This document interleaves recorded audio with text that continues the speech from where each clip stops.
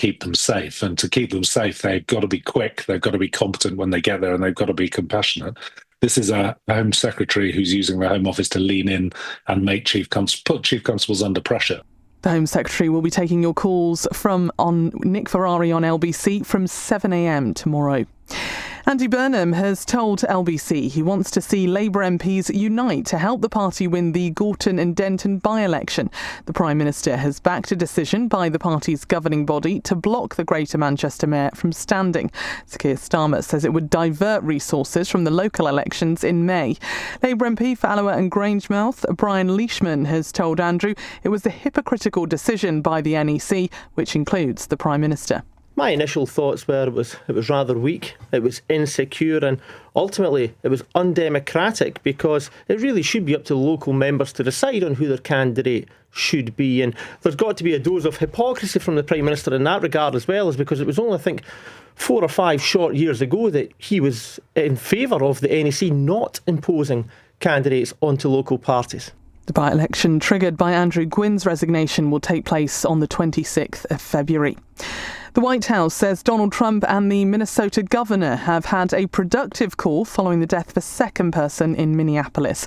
Tim Walz pushed the president for an impartial inquiry into the death of Alex Pretty, who was shot by federal immigration officers.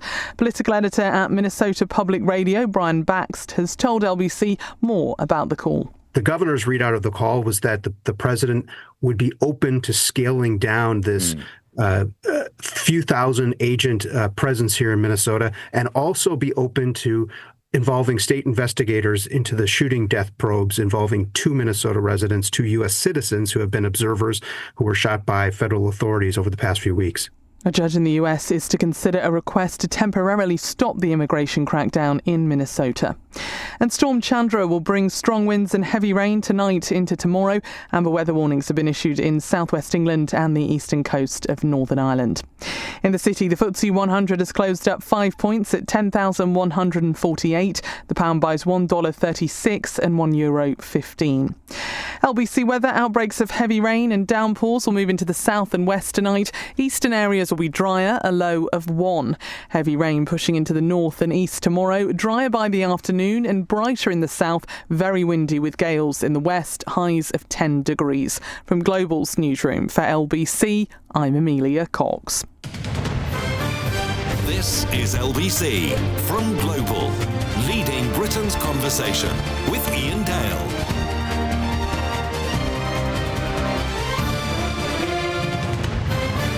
Hello, a very good evening. It's 5 minutes past 7. Welcome to the programme. It's Iain Dale here with you until 10 o'clock. Don't forget you can watch us on the LBC YouTube channel, on Global Player or the LBC app. Now, I think there are 2 ways of looking at the defection of Suella Braverman to Reform UK. You can either look at it as another bitter blow for Kemi Badenoch.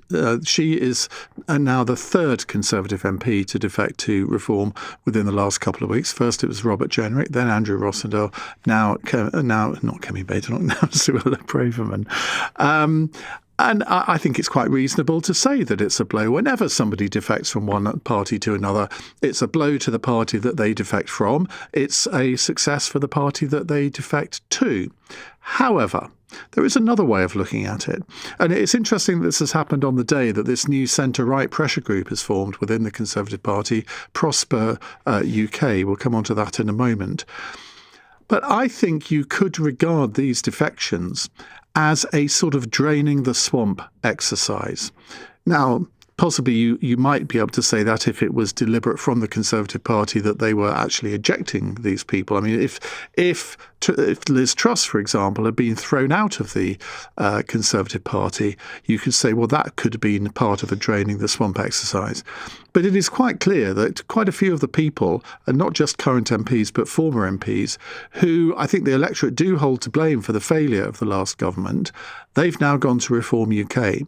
So it is perfectly reasonable to say that at the May elections, which I think will probably not be very successful for the Conservatives, they should regard that as year zero, ground zero, the moment when it can't get any worse, and they then seek to revive the party after that. Now, they're already going up in the polls a smidge, but it is just a smidge.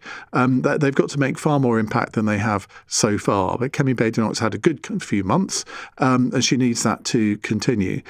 So do you think that there is reason for optimism? Now, this new group, Prosper UK, they are essentially a group of 30 or 40 centre-left Conservatives. I was looking through the list of them earlier this afternoon, and there isn't a single one of them, as far as I can see, that voted to leave the EU. And I'm not sure that's really very wise on their part. I think while the Conservatives, if they're going to win the next election, they have to appeal to the centre. That's where the saying goes, you win elections from the centre, not from the extremes. So they need to get back people who might have gone over to the Liberal Democrats. I completely get that. But to be seen as as effectively a centre-left group within the Conservative Party, I'm not sure is really necessarily the right thing to do. Aggie Chambray is here. We're going to hear from David Gork in a moment. He's one of the creators of Prosper UK. Suella Braverman, she told me a year ago when I had lunch with her that she would never, ever defect to Reform UK. A year is a long time in politics, Aggie. Well, a year is an extraordinarily long time in politics. It's interesting that she said that, though, because at the press conference that I've just been at, which was about an hour ago, she basically said it had been years and years since she'd believed in the Conservative Party. I actually asked her, when did you stop believing? Was there a moment that you stopped believing? Was it, for example, when you were Home Secretary? And she said it was when she was sat round the cabinet table, Rishi Sunak was Prime Minister, and she just thought, I'm so different politically to all of these people. But she basically spent a lot of the press conference sort of criticising her former party and explaining why, in her words, she's had enough of them. I've tried to balance the need for compromise with my own political views, but this is now impossible. The betrayal is too frequent and my loyalty has been abused. So it is time. I've been patient. I have waited to see if the party would change, but the truth is clear. It has not and it will not. The Conservative Party has gone. The Conservative Party has left the building. Now, I don't leave the Conservative Party with malice or anger or bitterness. That passed a long time ago. But with an element of sadness when I look at what a once great party has descended into. Now, there were lots of questions about why she took so long to defect, if indeed she hadn't believed in the Conservatives for years. And at one stage, Nigel Farage was basically trying to say this was a big surprise and turned to one journalist and said, well, look, did you expect this defection? The journalist said, yes. And I think everybody in the room was not surprised by that defection.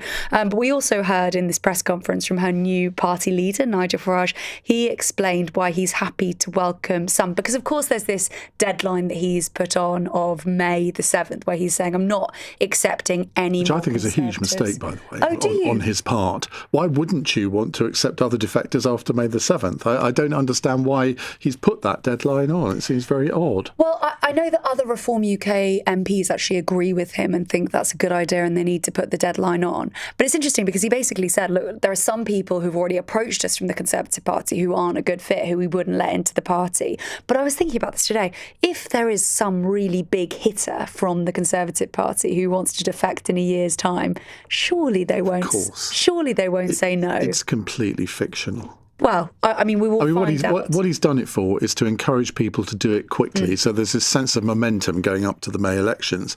But, I mean, he's not going to reject people after that. And the interesting thing is, we were promised a Labour defection. We haven't had that, have we? Well, funny you ask, because that was also one of the questions asked. So Nigel Farage was asked about his promise a week and a half ago when Robert Jenrick defected that a big name from the Labour Party would be defecting to Reform. This was his response. Didn't happen yet. Didn't happen yet. It will. We are talking to a number of people who've held senior positions in the Labour Party, and yes, they will come.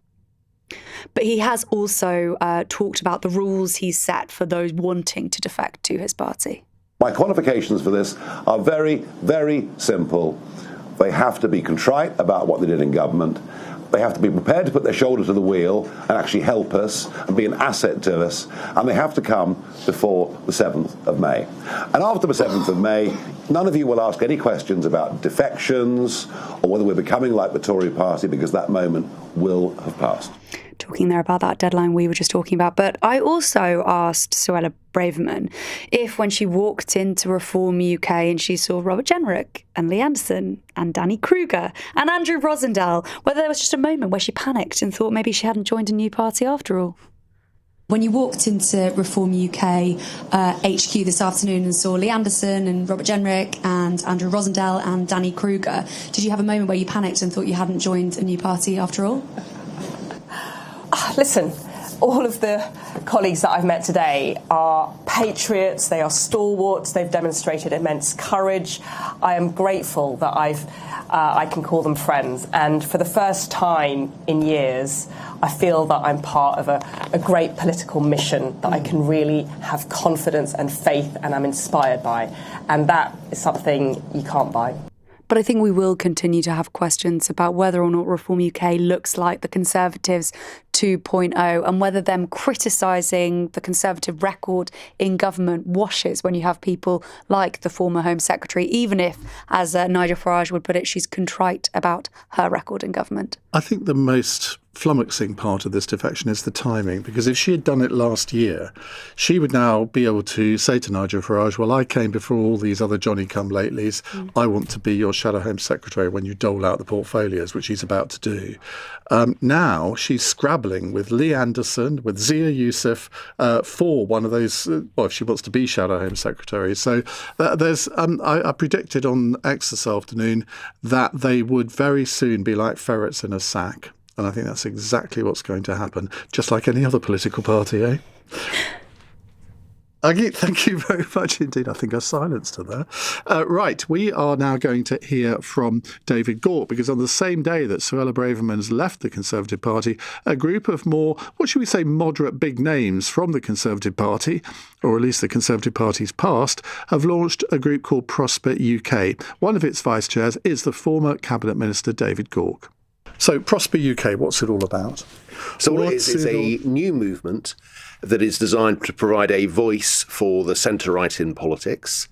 And because all of us in the lead group, in fact, all of us of the politicians who have signed up are Conservatives, we want to encourage the Conservatives to move on to what we consider to be the centre ground of British politics, or at the very least provide a complementary voice to Kemi Badenoch in terms of appealing to people who we think are now open to listening to the Conservative Party with the right message and the right messengers. That hasn't been the case, perhaps, in recent years. Looking through the leading names in your group, I mean, you're basically all people who either were sacked by Boris Johnson or tried to undermine Theresa May by wanting a second referendum. Well, I was obviously part of Theresa May's government, so I don't fall into that category, and nor does Amber Rudd, nor does Andy Street, nor does Ruth Davidson. What we are, as people who want to commit to public service, we want to make this a better country. We believe that our focus has to be on the economy, and we're focused on where the country will be in 2029, not the rows of 2019, and where the country will be in 2029, we believe, is a great desire to get the economy growing, but risks coming from the populist right and a Labour government that will have demonstrated that it doesn't have the ideas and the ability to get the country moving again. So we think there's a huge gap in British politics. It needs to be filled. And there are also a lot of people who go, I feel politically homeless. I'm on the centre or the centre-right. No one's really speaking for me. And to some extent, this is a bat signal to all of those people to say, well, get involved, go on to prosperuk.com, register as a supporter. We want to show that there is support out there for us And that is the direction that the Conservative Party needs to go. The accusation is being made, and I mean, I get this all the time on social media because I have never, I was going to say I've never not got an intention of going to Reform, but that's a bit weaselly. I will never go to Reform. So therefore, I'm described on social media, as a closet Lib Dem. Why don't you just go and join the Lib Dems? Because the current day Tory party, the Lib Dems, they're indistinguishable. Now, I always say, well, if I wanted to join the Lib Dems, I would, but I don't believe what the Lib Dems believe. But the accusation against your grouping is that you are pseudo-Lib Dems. Yeah, but that accusation, I get that thrown at me as well. But like you, I've never joined the Liberal Democrats. And I won't join the Liberal Democrats because they are essentially a party of the centre-left. And nor are they a party that really wants to be in government. They're quite happy being a protest party. I think they have got a different mindset. There's some individual Lib Dems who I've got a huge amount of respect for. I think there are some areas where Liberal Democrats will agree with us. But what I do think is that there are people who are voting for the Liberal Democrats whose instincts are broadly similar to ours, who are essentially centre-right people, and the Conservative Party has got to talk to them and got to try to persuade them to come back. And look, there is no way forward for the Conservative Party without capturing Surrey again. You know, half of the seats of Surrey used to be True Blue. Half of the seats in Surrey are no longer Conservative. There isn't a single Conservative MP in Oxfordshire. I believe that those areas are back in the game for the Conservatives with the right message, and that's what we want to get across. Some would say, well, why don't you form your own party then? Become a sort of Christian Democrat type party like they have in Germany, a party of the sort of centre-right, but very different from either the current Conservative Party or Reform. Now, that would obviously risk fracturing the right even more and would probably mean that there's less likely to be a right of centre government. Did you think about doing it that way? No, you've answered your own question at one level. I'm good at that. So thank you for that. You make my life easier. But fundamentally, we all consider ourselves to be Conservatives. It's true that I had a spell outside the party. I left the party in 2019 and rejoined it in 2024. Indeed, I did. And at that point, I think the Conservative Party, in my view, had lost its way. But there are lots of people who are perhaps similar to my position who didn't vote for the Conservatives in 2019, who maybe could be persuaded to come back. And if you look at it, and all the options that are available, the best route for delivering a centre-right government in this country is through the Conservative Party. That is what the Conservative Party has traditionally done. I believe it can do so again in the future. I have to say I'm more optimistic about the future of the Conservative Party than I have been for a long time. And I think there is very clear space for the Conservatives to occupy. I think under Kemi Badenoch, the party has been moving in that direction, but I think there's more that could be done, and I think Prosper UK can play an important role in helping that happen. Are all of you going to try and be Tory candidates for the next election? I very much doubt it. It's not particularly my intention, I can tell you. But you wouldn't rule it out? But it almost certainly I wouldn't want to do that. I've been there, done that, and I have a very nice life as an ex-MP.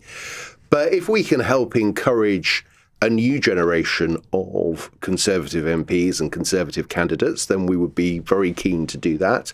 And I hope there are people listening to this and willing to engage with Prosper UK who think, actually, I've always wanted to be a Conservative MP, but I've not been so sure about the Conservative Party in recent years. We want those people to get involved. Because part of the reason I asked that is that I think if the Conservative Party is to revive and become an election-winning machine, it does need to have a mixture of new people, but also people, as you put it, who've been there and got the T-shirt.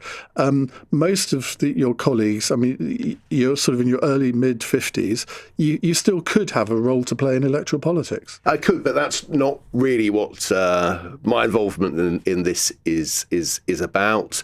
But I would love to be able to help other people who are sort of coming along. And look, I think all of us involved in this want to contribute towards delivering the type of government the country needs. And, we're talking quite a bit about the Conservative Party here, and no apologies for that. But fundamentally, what this is about is delivering the sort of government that the country needs.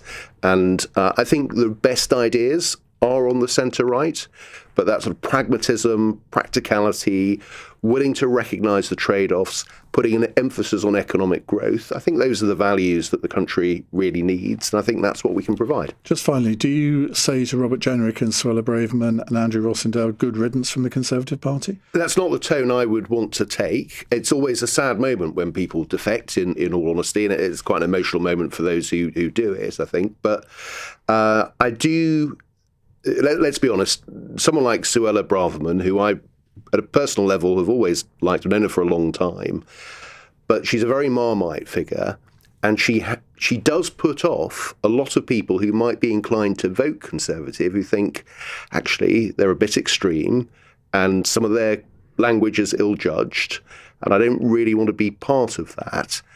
And the fact someone like Suella Braverman leaving the Conservative Party, and there's no jubilance about this, but I do think it makes the task for the Conservative Party in renewing itself, in reinventing itself, in repositioning itself, I do think it makes those tasks easier as a consequence of what Suella and Robert and Andrew have done. So in that sense, I think in the long term, this might be good news for the Conservative Party. David Cork there, who I spoke to a little bit earlier this evening. So the question is this a blow for the Conservative Party, Suella Braverman's defection, or do you think, no, it actually enables the Conservative Party to say to the electorate, no, we are different. We've got rid of some of these people who the electorate regard as failures in the last government. We're starting from scratch. 0345 6060 973. It's 23 minutes past 7. This is LBC. Go on.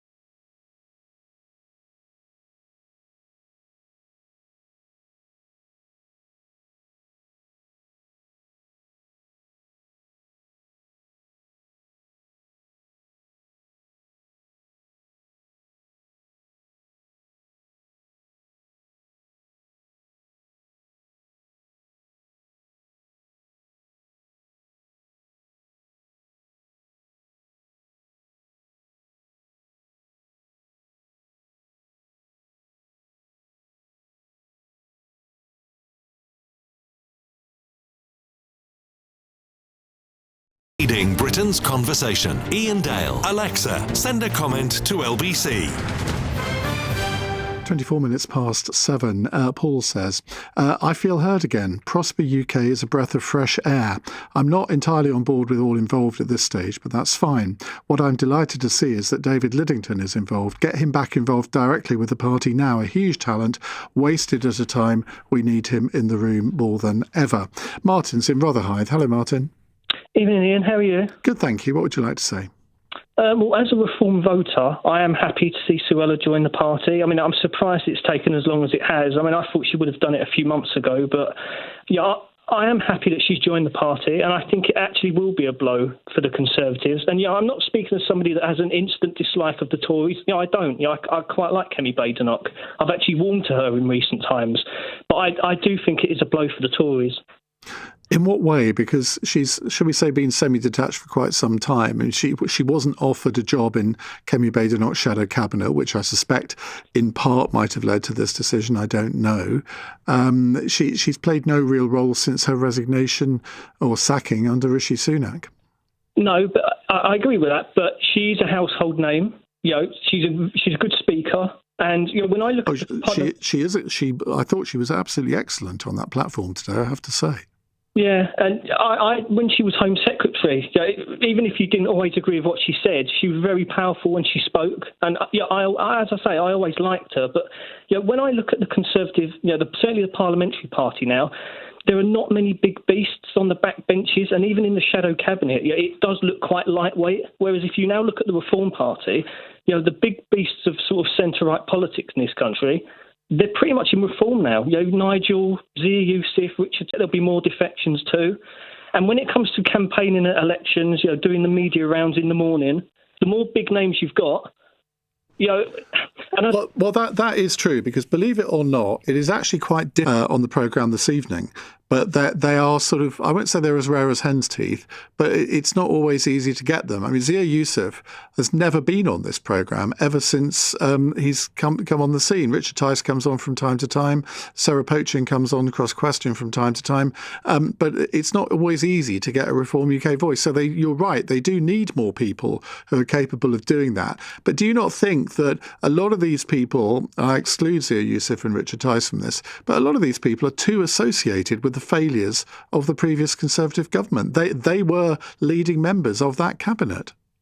There is some truth to that, but it also depends. I mean, if Suella Braverman, as you were saying earlier, was ferociously campaigning in cabinet for the immigration controls that she wanted, and the rest of the cabinet were resistant, and the Prime Minister at the time was resistant, what else can you do?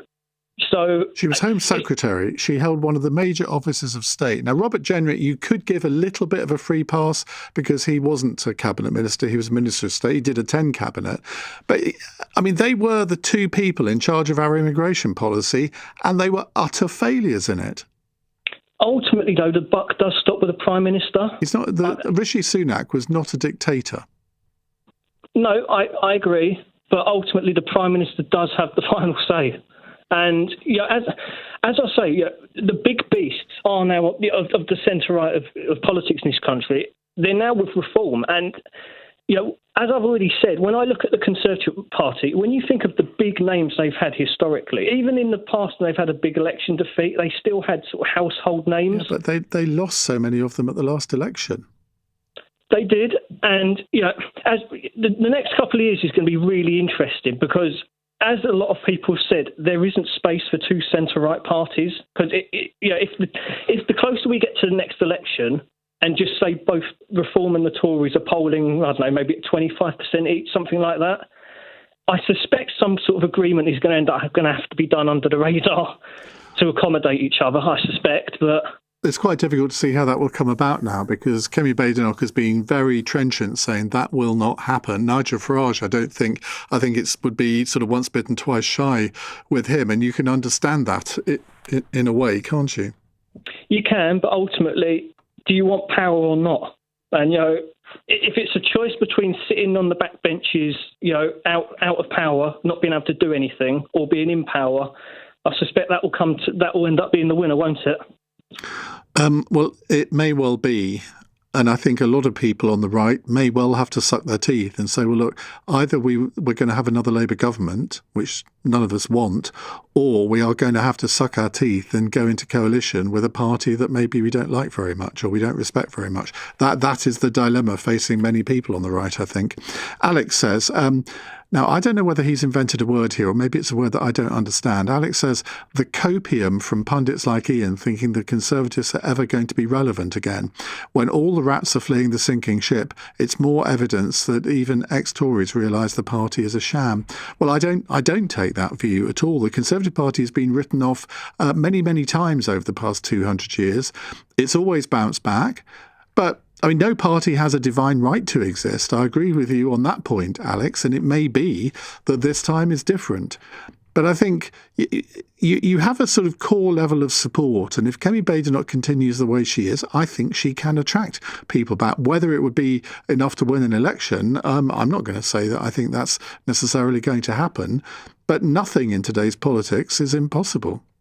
Keep your calls coming, 0345 6060 973. We're also going to touch on Shabana Mahmood's policing reform proposals in the next half an hour, if you have any views on those.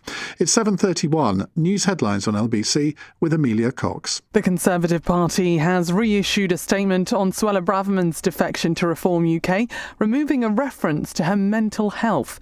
Reform accused the Tories of gutter politics after announcing the former Home Secretary would be joining the party.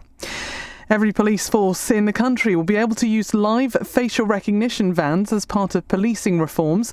Artificial intelligence will also be used to prevent officers from having to spend so much time behind their desks. And Israel says the remains of the final hostage in Gaza have been recovered, paving the way for the next phase of the ceasefire deal. The second part will address issues including a new governance structure in the territory and disarming Hamas. LBC weather. Outbreaks of heavy rain and downpours will move into the south and west tonight. Eastern areas will be drier, a low of 1. LBC.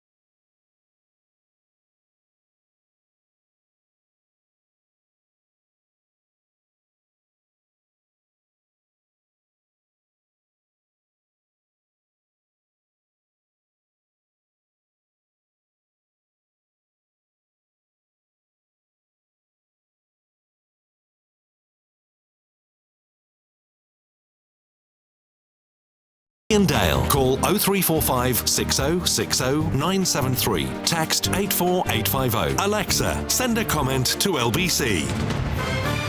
7:34. We'll come back to your calls on Suella Braverman and the future of the Conservative Party in just a moment. But first, the Home Secretary, Shabana Mahmood, has announced plans for major reforms, and they are indeed major reforms, to policing, including creating a new national police force. Well, Fraser Knight is LBC's reporter. He's been listening to her proposals. What do you make of them, Fraser? They're huge, Ian. You know, police chiefs have been talking about this for decades, trying to get reform to come round to improve the way that the system works. They've said it's been broken for so long. And when you read this report, you know, I had a look through the white paper, it touches on absolutely everything. You talk about some of the headline things there about this new national police force that's being set up, about merging some of the local police forces together. And there's a lot of procedural stuff in there, but one of the key things that I think people will notice straight away, because when I've been speaking to police chiefs, they say they are ready to roll up their sleeves and get on with this, is actually a sharing of some of the best practices across the country. Many people will ask, why on earth has that not happened until now? And it's because of these procedures that are in place and the structures that are there. The headline that we're taking away from this, though, is around live facial recognition technology. Controversial technology. it is going to be increased 5-fold over the next coming years, with a huge investment into that rolled out across every police force in the country to try and catch people who are wanted, and some of the people who are wanted and have been for quite some time. And in terms of this national police force as well, Britain's FBI, well, the idea behind that is again taking away some of the national responsibilities from those local police forces that ministers say has been burdening them when it comes to counter-terrorism for the Metropolitan Police. You've got other areas that are in charge of roads policing and helicopters. And Shabana Mahmood, speaking to MPs, explained just how Britain's FBI is going to work. This force will set standards and lift administrative tasks off local forces. But in time, it will draw in all national crime-fighting responsibilities, including counter-terrorism policing, serious organised crime and fraud. This will ensure local forces are no longer distracted by national responsibilities, while at the same time creating an elite national force expert at fighting the ever more sophisticated criminals who are operating nationwide across our borders and online.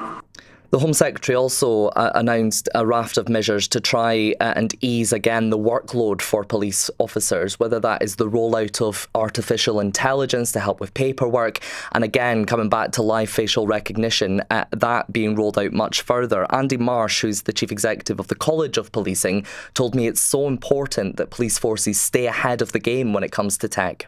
The way in which we'll get this right is that we'll work closely with industry. We will test it, if necessary, in partnership with universities, and we will always ask the public about what we're doing. But here's an overriding thing. We need to move at pace. We simply cannot take years to be evaluating and figure out what we're going to be doing with new technology. Policing needs new technology now in order to keep people safe and protect the public from harm. And Labour has been obsessed, I would say, since coming into government with this idea of neighbourhood policing. It is such an important part of policing, and chiefs say they want to have officers in those local communities. And there, however, has been a debate about the number of officers. You know, the Conservatives had said, you aren't outlining any plans here to hire thousands and thousands of more police officers. We need those resources. But what the government has pledged in this white paper, these reforms, is that actually there will be a neighbourhood officer in every council ward across England and Wales, and they are promising that that will be protected through these reforms, again taking away that burden so that those officers on the front line can get on with the day-to-day policing. And each council ward would have, 3,000, 4,000, 5,000 people in it, I suppose. How long does the government think it'll take to implement most of these measures? I mean, is this like next year, 3 years after the next election? It's going to take a long time to get it all done. I think one of the chiefs that I spoke to thought it would take at least 7 years to get to the end point. However, we're told that the National Police Service will start to be set up as of next year if the legislation passes. It's, again, going to be set up in phases. And when it comes to the merging of forces, we could see some of them being done before the end of this Parliament. So in the next couple of years, again, Home Office sources saying to us, Shabana Mahmood is not someone who messes around. She wants to get on with this, and so they will. The Conservatives, though, are opposing the whole white paper, I think. I think I heard Chris Philp, the Shadow Home Secretary, say that, which I'm not sure is a very wise stance for them, because there are things in these that I would have thought many Conservatives would approve of. Fraser, thank you very much indeed. That's Fraser Knight, LBC's reporter. Join me now, Martin Searle, former Superintendent of Gloucestershire Constabulary and also that county's former Independent Police and Crime Commissioner. Martin, thank you very much for talking to us. How enthusiastic are you about some of these reforms? Well, I think they had become inevitable for many reasons we've just spoken of. I do disagree that bigger forces are more efficient, effective and closer to the public than smaller forces. The evidence really doesn't show that. Some of the bigger forces have far bigger problems than local forces. But change is coming. I think we need to embrace it, but make sure it's done properly. I didn't like to hear the word an elite police force. I think it should be a partnership of equals. I think that's really quite important if you want to get public support. I don't see some national elite police force. But it does make sense, though, surely, to have a national police force looking at counter-terrorism, terrorism, looking at serious fraud, all of that. But then the National Crime Agency, I thought, did. I don't oppose that. I mean, I was involved in the setup of the National Counter-Terrorism Network. We have the National Crime Agency. Before that, we had the National Crime Intelligence Service. We have the regional crime squads and so on. So bringing that together does make sense. But as long as you keep your eye on the prize, that all crime, serious, minor, terrorism, all begins and ends in a neighbourhood. So you've got to have that continuum going all the way through. And I don't want to see a takeover of smaller forces by the bigger forces. Let's take a completely blank sheet of paper and look about what local policing really means, what the public want, and how it's best delivered. Now, in my region, we could say we've got Gloucestershire, then you've got Avon and Somerset, and Devon and Cornwall. Well, perhaps split up Devon and Cornwall into two, Avon and Somerset into two. Why? Because then you get to a local level where the people in charge really understand their communities. So, you know, policing is a very local issue. So that's my view. Yes, but I think we have to have an open mind. Well, but surely if you combine 2 or 3 forces together, you get rid of a lot of overheads. You get rid of you have one HR department, whereas at the moment you'll have maybe three or four. There are lots of cost savings that could then be redeployed into actual policing. You know, all into cost savings, but I've never seen those savings ever being realised. Because are you going to do it over 200-300 mile radius? I think those are the side issues. The really core issue is how you deliver policing. And if you're just looking to save, a few million here across the region, it's not going to change the outcome for the public. What you have to do is how do you deliver the best possible police service? And I haven't heard the Home Secretary saying, we're going to do this so we can save a few quid on HR. IT, absolutely. But the record of government on delivering IT programmes for the police is lamentable. I'm not anti any government. It's absolutely shocking. If you look back to the Airway programme, the Home Office tried to deliver that for the police. Fail. The most important thing is you start in neighbourhoods and you work out how you serve the people in your local area. And of course, you need the support of the national agencies to do that. It's a complicated business, but please, no hierarchy of those are the elite officers and this officer over here, he's bottom of the pile. That won't work. Okay, thank you very much indeed. That's Martin Searle there, former Superintendent of Gloucestershire Constabulary. Now, we'll get another view on these reforms very shortly from Sir Peter Fye, former Chief Constable of Greater Manchester. And of course, the Home Secretary will be here on LBC tomorrow morning, taking your calls and answering your questions. Shabana Mahmood joins Nick Ferrari at breakfast on LBC tomorrow morning from 7. Right, let's go back to Suella Braverman's defection. Greg's in Cardiff. Hi, Greg. Hello, Ian. I just want to say that I was picking up on your draining the swamp point. Yeah. If there's more draining of the swamp to do, Kemi Badenoch may want to leave the door open for that. But I think she needs to turn back and create some separation between the Conservatives and Reform now. Because I'm going to moderate my language, but I always see them as two cheeks of the same butt. And I still think they are until she moves it the other way. But the two defections in the last fortnight of Jenrick and Braverman, if you prefer, I think Farage has bitten off more than he can chew. Because the quote from Elon Musk that he doesn't have what it takes, he's now got two people in there who he will choose, possibly from a future leader. And I've actually put £10, which is outrageous, on the fact that Braverman will be the next leader of Reform. And I don't know what Farage thinks he's doing, but he's created turmoil in his own party. And if Badenoch wants to wind it back the other way, she'll create some separation that might save them. Because a quote from him today was, sitting next to Braverman, was, these are the last thrashings of a dying political animal. And I think he'll come to regret that. Well, people have said that, as I say, down the years. I remember people said that after the Blair victory in 97, when the Conservatives were reduced to 166 seats. Yes, it took them 13 years to get back, but they did get back. I think Kemi Badenoch has made clear the Conservative Party will remain a right-of-centre party, but I agree with you. She needs to get back people up the other end of the Conservative Party as well, people who have gone off to the Liberal Democrats or maybe just didn't vote at the last election. And you're not going to do that just by pursuing a hard right agenda. Greg, thank you very much indeed. Take more of your calls in a minute, and we'll be speaking to Sir Peter Fahey, the former Chief Constable of Greater Manchester Police. 7:45. On the latest episode of The Newsagents. We're talking about the latest Conservative to Reform defection, Suella Braverman. Is this exactly what Nigel Farage's party needs, or is it just another example of an old Tory has-been? Get the latest episode of The Newsagents with Emily Maitlis, John Sopel and Lewis Goodall. Listen or watch on our free Global Player app or the new LBC app. Craig.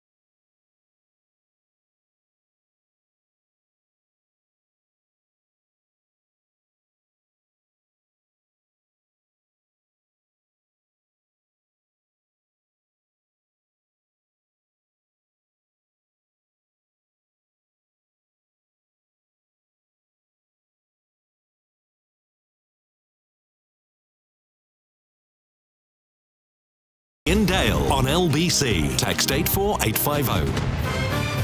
7:48. Let's get more of your views on Suella Braverman's defection. Joseph's in Croydon. Hi, Joseph. Hello. Good evening. Hi. I'm a floating voter, but I'm now supporting the Tories. And I'm glad that Suella Braverman has left the party. She was a problem under Rishi Sunak's leadership when he was Prime Minister, breathing against the government, taking different views. And I think Kemi Badenoch is doing very well. And it's very interesting, now that she's doing very well, they're leaving the party. I don't quite understand why. Well, look, each of them will have their own individual motivations. I was very critical of Robert Jenrick's defection because I think that was purely out of self-interest. I mean, Suella Braverman may have come to the conclusion that if she wasn't in Kemi Badenoch's first or second shadow cabinet, she's unlikely to get in the future. That was probably an accurate summation of the position. And yes. or she might have just thought, look, I'm more in tune with reform policies now. I mean, it could be a principled defection. They do happen. I agree with you with Robert Jenrick of why he left. And I think it's the former with Suella Braverman. And I think the thing is that out of all the parties, like I said, I'm a floating voter. At the moment, the only viable party I see with policies that are going to put the country back into shape and on a pathway, I think it's the Tories. That's just my personal view. And I think that whatever people say about the different leaders, at least I have an understanding of what Kemi Badenoch believes. And that's all I ask from a leader. State out your position. What are your values? What direction do you want the country to go into? But Robert Jenrick's defection, I mean, I'm very glad that he left the party. This is becoming absolutely ridiculous. In my view, sorry to be so rude, the videos he was doing and going his own way. And I think it's clear that he was bitter about the not getting the leadership. The other thing about Robert Jenrick is that I've never quite understood his motivations or his positions. He was a Remainer, I believe. Yeah. And now he supports, I think, Brexit. He said he would never leave the party. Now he's left the party. He said that he wasn't as I interpret it, he was not having discussions about leaving, but at the same time, he was having discussions about leaving. And I don't really trust him. Okay, well, let's see if Nigel Farage does. Thank you very much, Joseph. Interestingly, Tom Newton-Dunn, former political editor of The Sun, he tweeted this afternoon that with this defection, the Conservative Party looks ever more electable. Well, that was the view of Joseph. Several of you are saying similar things on text here. This one says... it's hidden from my screen. If I can get rid of that. No, I can't. Yes, I can. This is from Jan in Camden, who says, Braverman joining Reform is the best thing that could happen to the Tories and for Mrs. Badenoch. Now, after all the deadwood has descended to the level of Reform, perhaps we can get back to something that looks like the Conservative Party. Well, one can but hope. Chris is in Richmond. Chris, what do you make of it all? Well, I mean, firstly, Nigel Farage and Zia Youssef, it's just hilarious to see them lauding Robert Jenrick and Suella Braverman 2 years ago when there was a big MOD breach around data in Afghanistan. Of course, they were tweeting about how terrible that was and who was Home Secretary and Immigration Minister at the time, Suella Braverman and Robert Jenrick. So they criticise people for years and they bring them into the fold. As for the Tories looking better, yeah, on the economy, yes, potentially by losing some of these people. But let's be clear. I mean, Kemi Badenoch wants an ICE-style force in this country. That was her main pledge along with stamp duty at the last Conservative Party conference. And just look at what's happened in Minnesota over the last few weeks. I think, Chris, even you do not believe that Kemi Badenoch wants what we now see as an ICE-style organisation. She doesn't want a force that goes around sort of seemingly indiscriminately shooting people. Yeah, but she's branded. She used that word, and she has said maybe not. Yeah, but that was before this happened. She wants a force to deport people who are here illegally. I mean, I think any responsible Prime Minister or Home Secretary would agree with that. Yeah, but the point is, it's guilt by association, Ian. Most people I know are not particularly. Even people that are more right-leaning are not particularly happy with the way Trump is behaving at the moment. I do think that she needs to think very carefully about how that would operate in reality, if she wants to hit those numbers, right? Some of the things that have happened in America are unconscionable, frankly. But the fundamental point also here is that these people, like Suella Braverman, were elected to be Conservatives in the last election, despite some of their horrific rhetoric. All the comments that Braverman made about immigration. Her local Tory party re-elected her to be their candidate. The Conservatives did nothing about it. So about deadwood. And the electorate re-elected her as a Conservative. Well, absolutely they did, in which case they should have a by-election. But fundamentally, it's all very well to say we're clearing the house and getting rid of the dead wood. But you can tell me, Kemi Badenoch, if you didn't like these people in the first place, you could have stopped them from standing as MPs, couldn't you? Well, that is true. Chris, thank you very much indeed. Right, let's finish off the hour by talking to Sir Peter Fye, former Chief Constable of Greater Manchester Police and an avid listener to this programme, I know because he's told me, and he's phoned in from time to time. Sir Peter, what do you make of the Home Secretary's plans for police reform? Because the police have not really been reformed in any meaningful way since before the days of Margaret Thatcher, have they? No, but what you're talking about, Ian, largely is lines on a map. And on the whole, this plan looks like a lot of lines on a map some things that have been tried before, like performance indicators and league tables and more central intervention. But really, I think what the public are concerned about is the performance of the police day to day. This huge change that we see, more and more crime is now committed on the internet. If we look at what's happening in what we might call public space, a lot of the areas we use, like shops, shopping malls, railway stations, a lot of the security there is now provided by private security. And then really we've got a criminal justice system, which isn't obviously providing very, very low levels of satisfaction to victims of crime, particularly women. And really, they are the sort of issues that need to be sorted out. So yes, I mean, from a police point of view, these proposals look common sense, move it up to a national level. A lot of those things like internet crime, the development of drones, facial recognition, all those things, there's no reason why separate forces should be providing that. But you yourself know, Iain, the regional footprint in this country is very contested. Yes. It's not like in Germany or other countries, the provinces in Spain or like that. When we've tried to do regional government, it hasn't really worked. So I think there'll be a lot of arguments about the footprint, the maps, what exactly is that local accountability. And these are really serious issues because British policing right the way through has always been based on a tripartite arrangement. You balance the power between the Chief Constable with their operational independence, the national government with national concerns and national oversight, and local oversight, either the old police authorities or the Police and Crime Commissioner, who's able to input the local view. And you could argue that the last set of reforms move that too much in favour of the local. And the danger here is that it moves it too far the other way to the national.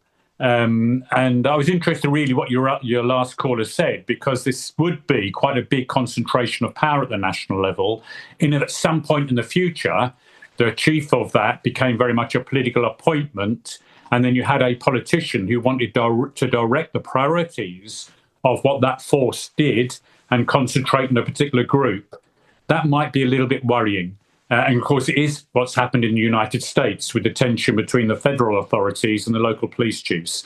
So that might be a bit far-fetched. But I'm not sure. At the end of the day, Iain, there's one cake for policing, and I'm not sure slicing it up in a different way with the lines on a map is necessarily going to produce a lot more resources and make the sort of difference that the public want to see at the local level. What about the idea of some sort of national police force? I mean, the government, I think rather mistakenly, are dubbing it a British FBI. I completely get the need for something national, but don't we already have that really on counter-terrorism, fighting serious crime? Yeah, we do really. We already have a national crime squad.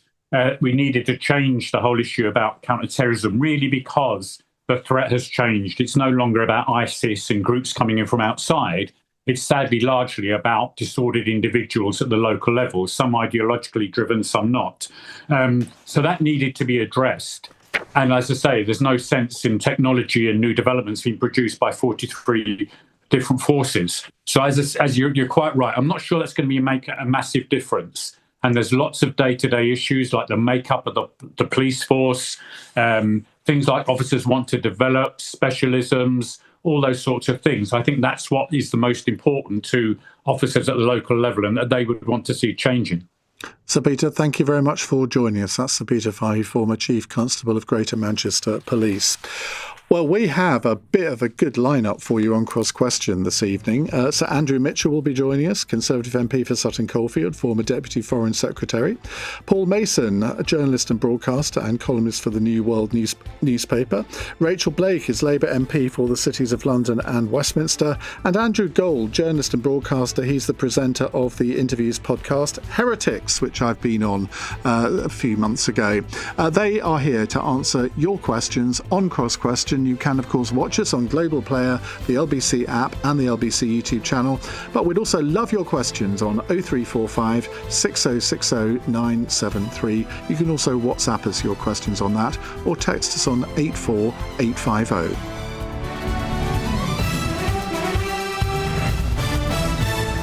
On your radio, on the LBC app, and Play LBC. Leading Britain's conversation. This is LBC. From Global's newsroom at 8 o'clock, former Home Secretary Suella Braverman says she feels like she has come home after defecting to Reform UK from the Conservatives.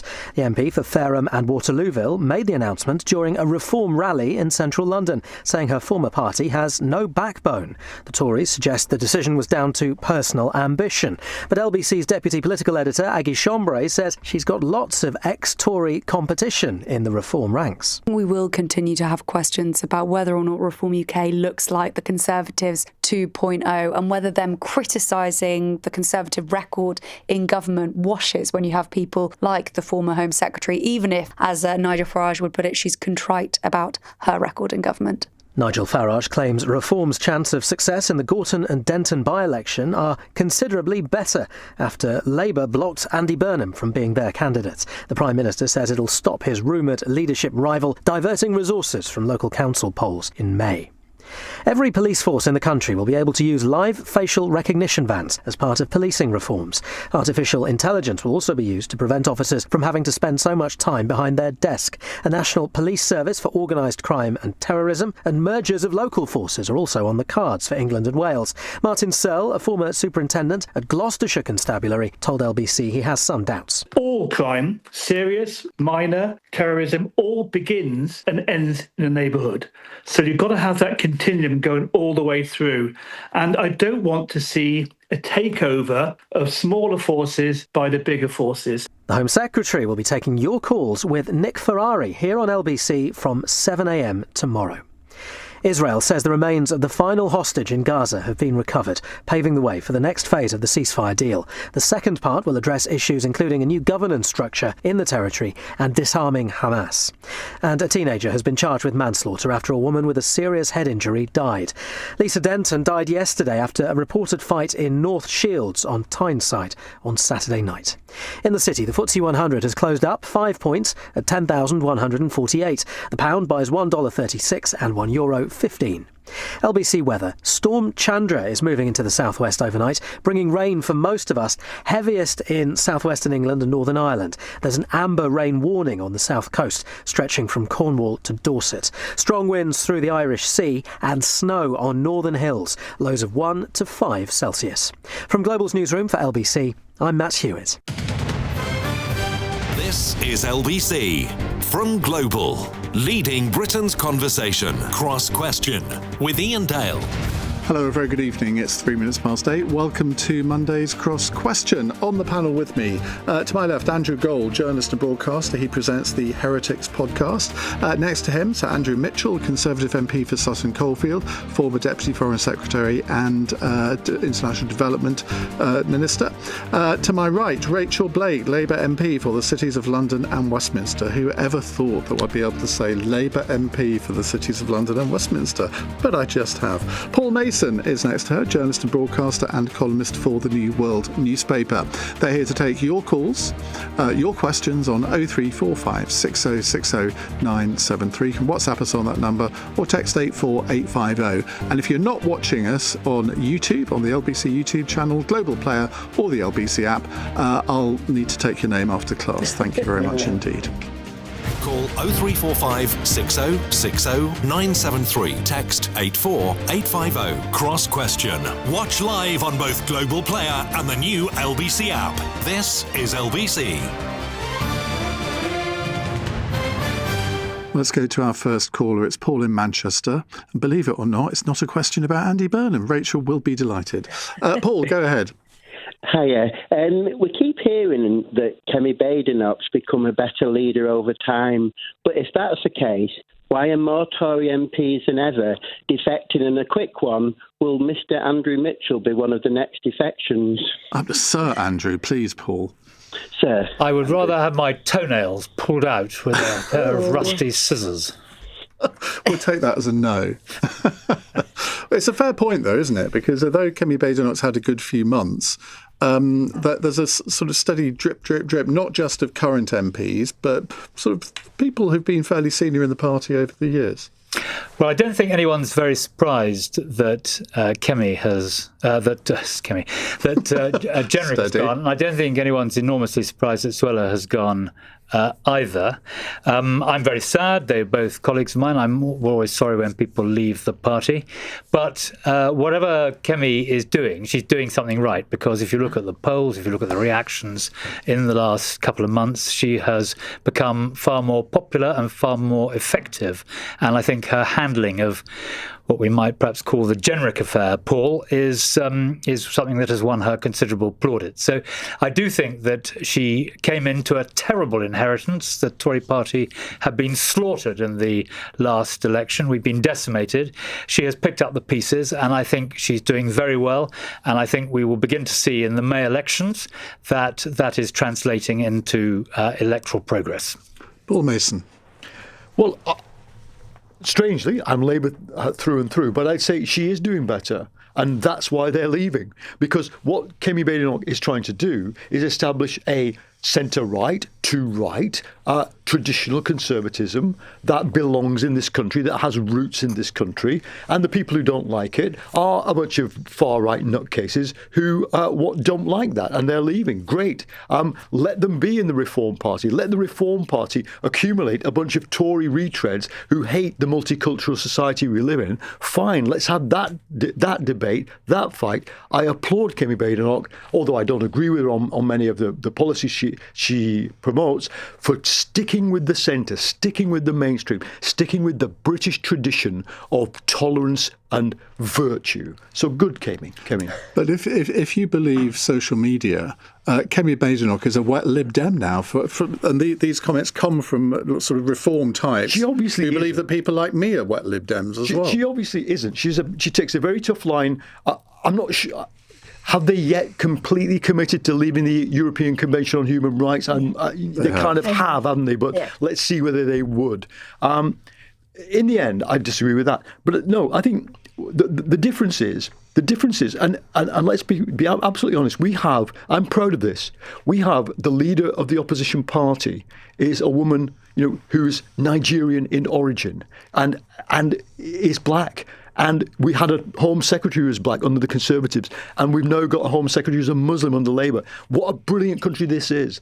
It's reform and it's politics of hate that wants to tear that all apart. So although I will fight Kemi Badenoch's Tory party tooth and nail on policy, I will always say, let's celebrate the fact that we're all part of a political setup that still stigmatises racism, that still stigmatises extremism of the right and the left.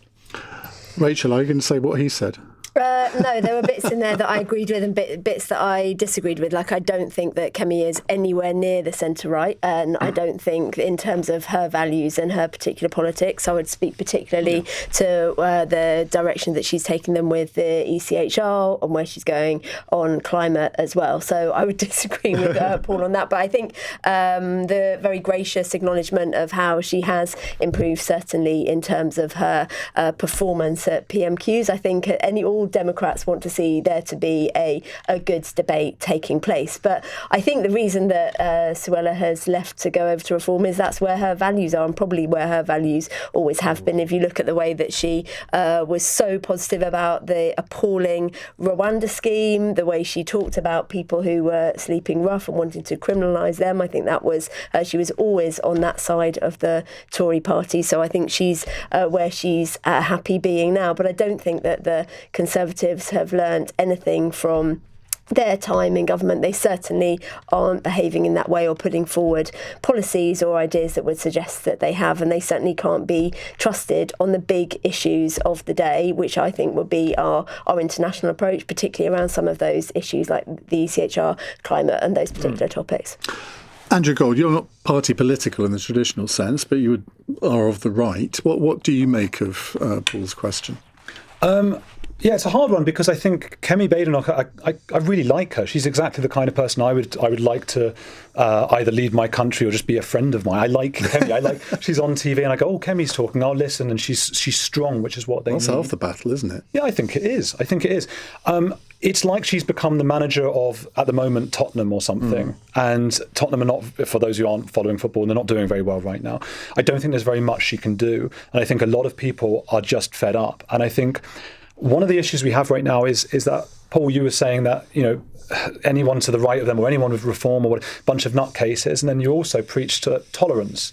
And I think when we've got most of the country, or at least not most of the country, but the highest number of people who reform are polling well is what I'm saying, you're really insulting a large part of this population and ignoring their concerns. I'm only insulting the nutcases. No, only the political nutcases. The ones who would join the party that most people would vote for.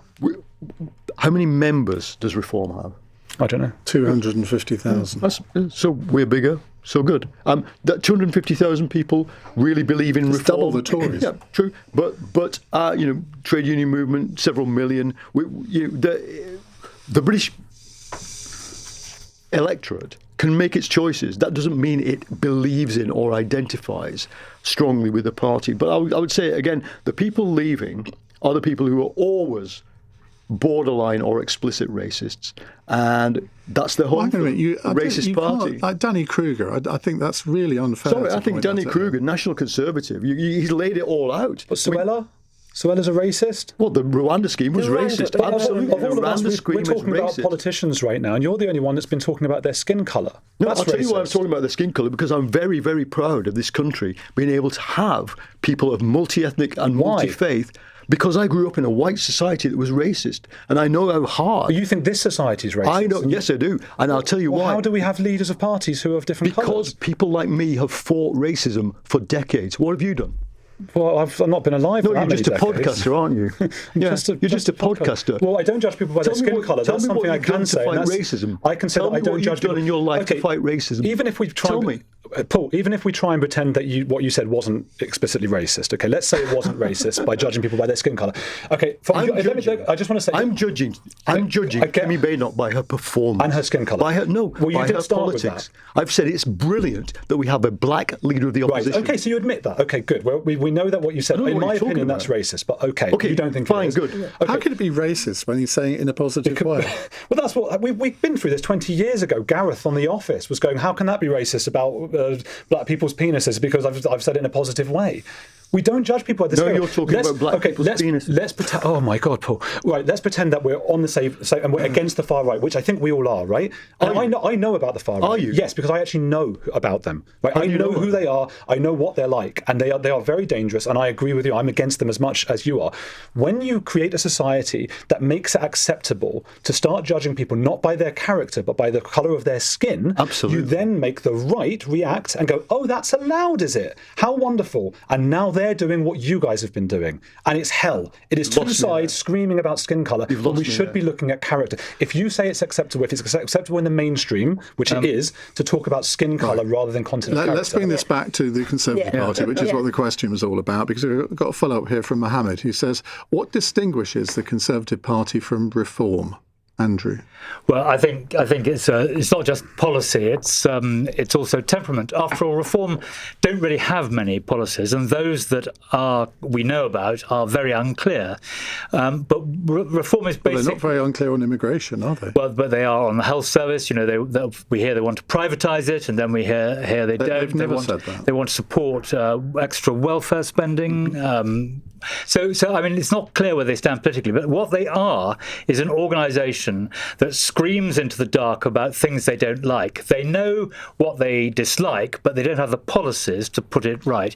And the Tories will recover on the economy, and they will find it easier to recover on the economy because of Labour making such a cock up of the economy. Andrew's right on one thing there in terms of Reform. Will say anything, do anything, and blame anyone for the situation that we're in, then actually bring forward some proposals proposals. But I think we are in a land of shifting sands a lot now between Tories and Reform. I think you don't really know what you're getting when you vote for a Tory. I think it's been 3 Tory MPs in a week so far that have gone, Jenrick, Rossendale and then Suella Braverman. So if you're voting Tory, how long are you actually going to be voting? You could have said that in 2020 about Labour, sort of, well, they've gone from a Corbynite leader to we didn't have MPs moving around like that. That is true, but I'm talking about the differences between... You know what you are voting for when you vote Labour.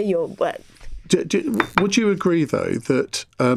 Keir Starmer seems to be putting all of his fire onto Reform at the moment. He never mentions the Conservatives. He has to at PMQs because obviously Kemi Badenoch's up against him. But whenever he does interviews, it's Reform, Reform, Reform.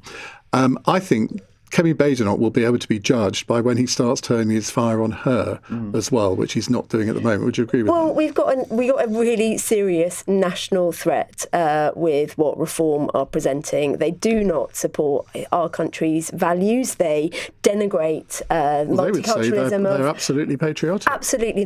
Just to my point about everything, they took all the money from the Russians, didn't they? There's that, and then they will blame anybody. First of all, they blamed the European Union. Now they're blaming other institutions in this country, and it's the fact that they will blame anything but actually have a conversation and put forward some meaningful policies that will support this country's growth into the future. Final word, Andrew? But the point that I would say to Paul about the Tory party's recovery is, first of all, it will be on the economy. But secondly, I've just come from the launch of a centre-right organisation which is designed to focus on the other wing of the Tory party, the One Nation wing. And the Tories will recover because they will recover the 7 million people who do not feel they've got a political home at the moment, but see themselves as loosely centre-right. And a great party like the Conservatives needs 2 wings to fly. I've seen a party where Ken Clarke and Bill Cash were very good friends. I was friends with both of them. The Tory party needs to emphasise that tolerance and go back to being the broad party it has been, and then it will do extremely well in elections. Right. Well, I think, Paul, you got more than your money's worth there, I think, from those exchanges. We'll come on to a different subject in just a few moments here on LBC. It's 16 minutes past 8. This is LBC.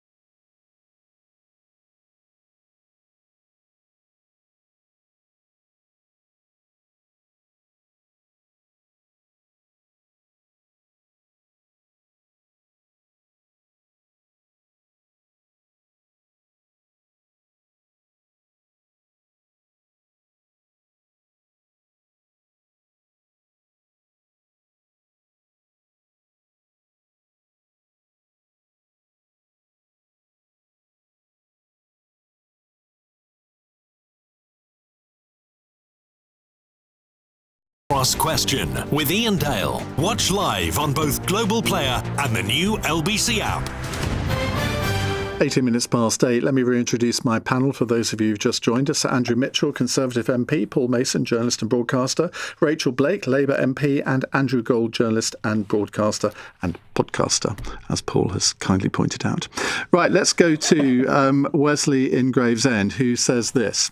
I understand it's convention to not call a by-election after a defection, but how can Reform UK, who came fourth in the last election in Suella Braverman's Hampshire constituency, now think it's fair for them to hold that seat? The electorate didn't want a Reform UK MP, so how is this fair to the voters? I mean, this is no different to any other person that's defected, whether it was sort of Labour to SDP in the 1980s or whenever. Rachel? There have been people who handed in their seat and actually stood for election, I think, in the past. And I'm racking my brain for the historical reference, but it has been. Carswell. Douglas Carswell did it. There was an MP who did it, I think, a long time ago too. So Wesley, I think it is the decent thing to do. Several of the Labour STP defectors did it. Bruce Douglas something or other, I remember being one. So I think it is the decent thing to do. I think people should know who they're voting for. We have a system in this country that I think we're all very proud of constituency MPs that bring their values and their passion to the constituency alongside those political values and the political party that they stand for. And I think people should know what they're voting for when they put that tick in the box. Paul? I'm very exercised by one of our former Labour MPs, Zara Sultana. I mean, she stood on a manifesto that said she was in favour of NATO and implicitly that we support the right of Israel to exist. Yeah. And she's now parading around the country basically saying we should leave NATO and basically destroy the Strait of Israel. I mean, I can't see how people in Coventry who voted for her can believe that is a kind of a reasonable state of affairs. And with Suella Braverman, it's not as big a change, but you've got to say, come on, if you're going to leave and cross from one party to other, just give your own constituents the chance to say, is this a good idea, guys? Do you back me? And if they do, then fine. Now, Alan has sent in a question for you specifically, Paul. Is Paul Mason running in the Gorton and Denton by-election? If not, who are the panel's other hot tips? Well, do you know what? Because that's your part of the world, isn't it? No, I'm from a different part of the Greater Manchester, but my family tree goes hat maker from Denton, hat maker from Denton, hat maker from Denton, miner from Wigan, economics editor of the BBC.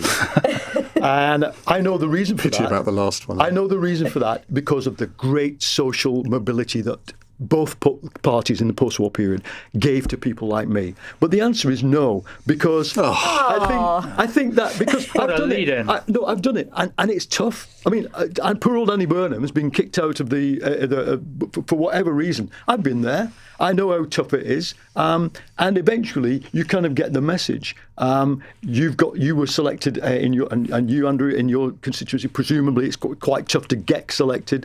Those who do it should be really applauded. But on this occasion, I think somebody who lives there, who lives and breathes the problems of people living in it's a suburb of Manchester, very tough, quite poverty-stricken, should be the person who replaces the MP.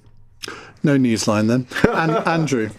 So technically, you are elected for your party, but you're elected as an individual. So technically, there is no force for him or resigning. It's a matter for the individual involved. And for Suella, she was elected as Suella, but she was elected as a Conservative. And I'm elected in the royal town of Sutton Coldfield, not because I have blue eyes, but because I stand as a Conservative Party candidate. I'm sure you have a massive personal vote. Well, I did get. It's very nice of you to say so, and I did get elected slightly against the odds. The BBC announced on the night of the election that I had lost. So I was very pleased to prove them wrong, and my constituents were merciful. But I think if, I would feel really sort of unclean if I defected from the Conservative Party, and I think people in Sutton Coldfield would be horrified if I behaved in that way. So I think anyone they may technically be able to remain as a member of Parliament because that's the way our constitution works. But I think they must feel unbelievably, a rat-like as they walk down the main street of their constituency. And Andrew, a lot of the listeners to your podcast, I think, could be fairly described as sort of anti-normal party politics in that they've got frustrated with the way that the political system works. I suspect they would totally agree with Wesley that there should be by-elections in these circumstances. I think so. It does seem, as a political outsider myself, just looking at that seems a little bit or very unfair. Political outsider on a political panel show. Yeah. Well, you need that. I'm the fun on the end, But What I will say about Suella, though, is I think she's great. And whenever I've met her, she's lovely. She just seems, a lot of politicians, not you guys, but a lot of them can seem a bit just dry, and they don't seem to be real people, which is a common complaint, obviously. And you guys are cool. But Suella just seems like... Andrew's never been cool. The nicest thing anyone's ever said about her. Suella just seems like she could be my auntie or something, you know? She's just like a nice lady, in my experience with her. She actually, I mean... All joking aside, and I've had my vehement disagreements with her and called her all sorts of things on this programme over the years, but she's actually a very, very nice, kind person. Mm-hmm. She came with us to Rwanda, on the Project Umubano, the Conservative Party's social action project under David Cameron. And she was, then she was a Cameroon, but she was a very good person, and she helped provide a law library for the law college in Rwanda. And I thought she did a great job on that. I'm very sorry she's gone, but okay. Let's hope we one day get a Rwandan government that abides by law. No, don't even go down that road, Paul. Matt in Burnley says, please ask the panel whether Labour refusing to allow a candidate to stand in a by-election based solely on convenience can be considered in any way democratic. Rachel. Well, walk that tightrope. Hi, Matt, and thanks for the question. There is obviously democracy in the decision. We elect our National Exec Committee, and they did have quite a tough and serious decision to make, and there's a reason that we have that rule in place about sitting mayors, whether or not they can put themselves forward for another election. And so they had to balance a number of different things, and they made that decision that there was a vote in that decision. They'd all been voted into their place as well, that it was not the right thing for Andy to step down as the Mayor of Manchester, where I think he is doing a really good job. I'll never forget how fantastically he led Manchester, particularly during COVID. He's attracting investment. There's additional investment going into that part of the world. So I think he's doing a really good job. And they made the decision for that he was doing that job. It's an important job, and I think it was the right decision that they made. And then in terms of the democracy point, I think Gorton and Denton local Labour members are going to be selecting their candidate in the usual democratic way going forward. So I think there is a lot of democracy in that process. I can see from, I don't know what Matt exactly thinks, but can tell from the question that where he might be going. But there is quite a lot of democracy. Are you a football fan? I am related to a lot of football fans, and I represent a lot of football fans. Do you not think that Andy Burnham risks being the Oliver Glasner of the Labour Party, where Oliver Glasner is the manager of Crystal Palace, who announced a few weeks ago that he was leaving at the end of the season? And ever since then, Crystal Palace have lost every single match. And I wonder whether the good burghers of Manchester are going to forgive Andy Burnham now for basically going back to a job that he doesn't really want. Well, that is up to the good burghers of Manchester. As it happens, I was born in Manchester. I've got family in the region as well. So, but I think that he is doing a great job. I don't think that he will have the Oliver Glasner experience, because I think he does a great job standing up for Greater Manchester, attracting investment, and making the. Is his heart going to really be in it when he really wants to be in Parliament? I think his heart is in it, and what he's talking about is wanting to represent the great city of Manchester. So I think his heart is in it, and I don't think that's going to. Andrew Gold, is this because Keir doesn't want him to rise up and be against him? I couldn't possibly say. That's what's going on, isn't it, though? Is that what's going on? Say. I mean, look, he's the head of the football team. He's, Keir Starmer's the chairman of Palace in this case, Crystal Palace, for those who are not football fans. But he can decide that, I guess, can't he? That seems right to me.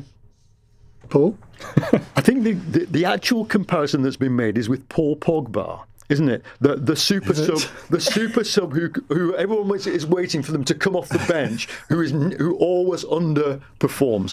But let's be serious for a minute. I'm from Greater Manchester, and I know Andy Burnham because he once represented the town I come from, Lee, and I would say he was a great MP, and he's been a great mayor. And let's understand for what reason. Because he's taken to the maximum the powers that a mayor can do to do stuff like capping bus fares. Like we're sitting in London, And I think I can go anywhere in London. Is it? I can't even remember what it is. You tap your card in. Was it £2.60 or £3 in a day? I once took a bus ride across Andy Burnham's Manchester before he did this. The 3 buses cost me £15 in total. Burnham has said it's a £2 cap, and he's really understood that that's what people care about. Now, I want to see that kind of talent in Parliament, but at the end of the day, what you had. See, I'm a Labour insider, and I know that if there had been a chance of Andy Burnham sort of winning the argument, it wouldn't have been 9-1 on the committee which is after all an elected committee. That had all the unions on it. Unions are not like major fans of Keir Starmer in this case. I think they took a sensible decision, and I'm happy to go with it. But I would say to Andy, stick with it. I'd love to see him back in Parliament. And let's face it, Keir Starmer is 63 years old. I'm a little bit older than that. Would I want to be Prime Minister in 10 years' time? No, I wouldn't, because it's tiring. And so the place for people like Andy Burnham, Wes Streeting, all the people, Shabana Mahmood, we hear about who are potential replacements. Take your time, establish your prospectus, build your coalition, and go for it when it's necessary. Let's not have any kind of challenges to Starmer at this acute moment of danger for the country. Andrew? So I don't think there'll be any problem with Andy Burnham going back to the mayoralty. I think that he and Andy Street, between them, have shown why this new innovation of having these regional mayors can make a real difference to people's lives. I think he's done a good job, and I don't think there'll be any problem with that. But actually, I think that Andy Burnham's played it very, very shrewdly, because it may be that Labour lose this by-election. Maybe George Galloway will take a lot of votes. Maybe who knows what will happen there? How will Reform perform? And if Labour does lose the by-election, then people will say that the decision that Keir Starmer made in that committee, and I think, Paul, actually, most of the people on that committee are there because they are loyal supporters of Keir Starmer, and the committee made the decision that it did. And I think whereas Andy has played a blinder, if we may go back to a football metaphor, I think Keir Starmer has lost out both ways. But I don't think Andy Burnham has played a blinder at all. Well, I think for the second time he's fluffed it. No, he put his money where his mouth is. He asked to stand, and has been defeated. Then he was rejected by Keir Starmer's followers. I think it's Keir Starmer who loses either way. I think in a way Burnham's won either way. Oh, I'll have to disagree on that one. On that bombshell, let's go to the news. It's 8:31. Here's Matt Hewitt with the headlines. Suella Braverman says her defection to Reform feels like she's come home. The former Conservative Home Secretary becomes the 8th MP for Nigel Farage's party in the Commons. Facial recognition technology will be introduced across England and Wales as part of the biggest shake-up of policing in decades. The Home Secretary's been outlining proposed changes, including cutting the number of police forces from 43 to 12. And Israel says the remains of the final hostage in Gaza have been recovered, paving the way for the next phase of the ceasefire deal. Prime Minister Benjamin Netanyahu says it fulfills his promise to bring everyone home. LBC weather: a wet night, the heaviest rain in southwest England and Northern Ireland, strong winds especially through the Irish Sea, and snow on northern hills, lows of 1 to 5 Celsius. LBC. And when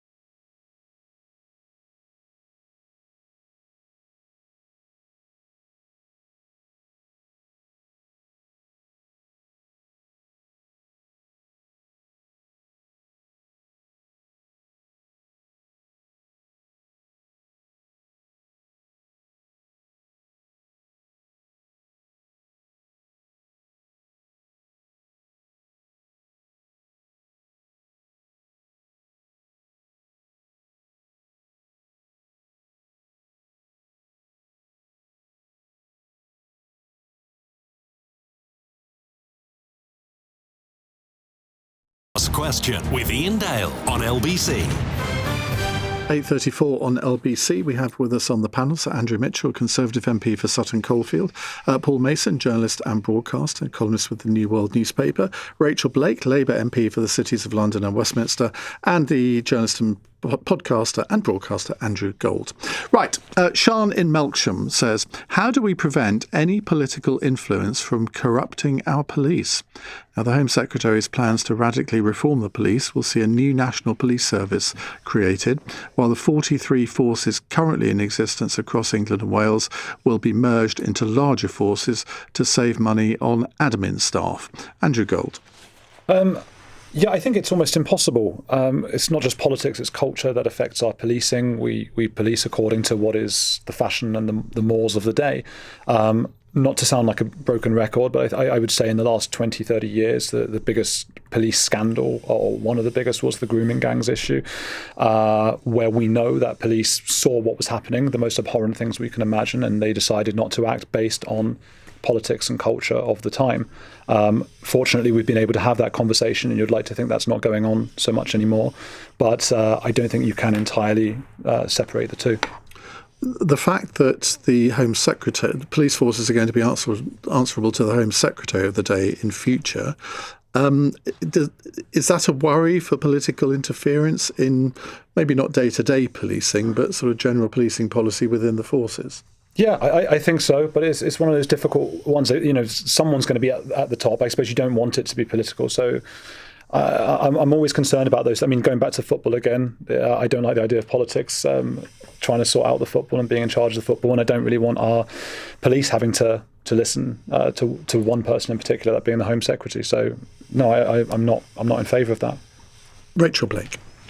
So I don't think that's what these reforms do. For a number of years, there has been a form of political accountability through police and crime commissioners, and that's something that this government is taking away now. I think that that's the right thing to do in terms of overall efficiency. I think in terms of big picture, the way that we stop corruption and undue influence is to do with investing in the structures that we've got for accountability and transparency, so that we make sure that MPs, when they're on the select committee, can hold those officers to account and expose the work that they're doing, ask questions of them. I think it's really important that police are connected to their communities through safer neighbourhood ward panels. I know that's something very valued in my part of the world, so that the police are there and visible and communicating with their local neighbourhoods and the people who need them to be out there on the street. So we have to have those right structures in place so that you can see what police are doing, you can hold them to account. But I do think it's right that we have a decision maker in the Home Secretary able to make those decisions when performance is not up to the right standard. And actually in London for some time now, we have the situation where we have the Mayor of London wants to make sure that our Police Commissioner is held to account. We also have the responsibility there for the Home Secretary as well. It is important that police are connected to their local neighbourhoods. There does have to be somebody who holds them accountable to people as well. What about the proposal to not just increase, but sort of increase dramatically the amount of facial recognition cameras over the country? So we do have to make sure that the use of facial recognition is done within strict regulations to make sure that we are not seeing those negative outcomes that I think people are concerned about with live facial recognition. I know locally there have been some good outcomes in terms of arrests. There are also real legitimate concerns about when live facial recognition can go wrong, and I think it's right that we have those regulations in place to make sure that it's operating within a strict framework. Andrew Mitchell, you've been calling for reform of certain aspects of the police very vocally for some years. What do you make of these proposals? Well, I largely agree with Rachel. I think she's right that PCCs have not worked. We introduced them in the 2010 cabinet. They were meant to act for us in our dealings with the police.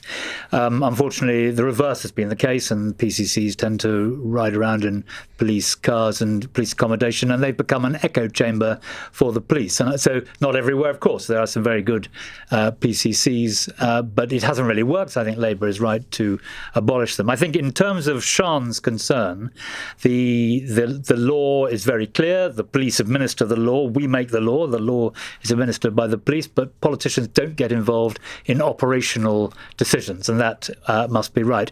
In terms of the white paper, I haven't read it yet, but I think it should be given a fair wind. I intervened in the House of Commons this afternoon to make a couple of points, but I thought that the Home Secretary made a very good case for her reforms. Well, the Shadow Home Secretary was very critical of it. Yes, I don't know whether he will still think that when he's read the white paper, but in my view, it's right for us to look at this very carefully and suspend judgment till we've had a chance to do that. The two things which I think are most important, firstly, is that all policing is local, and in the royal town of Sutton Coldfield we want them to be accountable, we want them to be around, we want them to be transparent in their activities, and we want to know that we can rely on them. So that needs to be beefed up.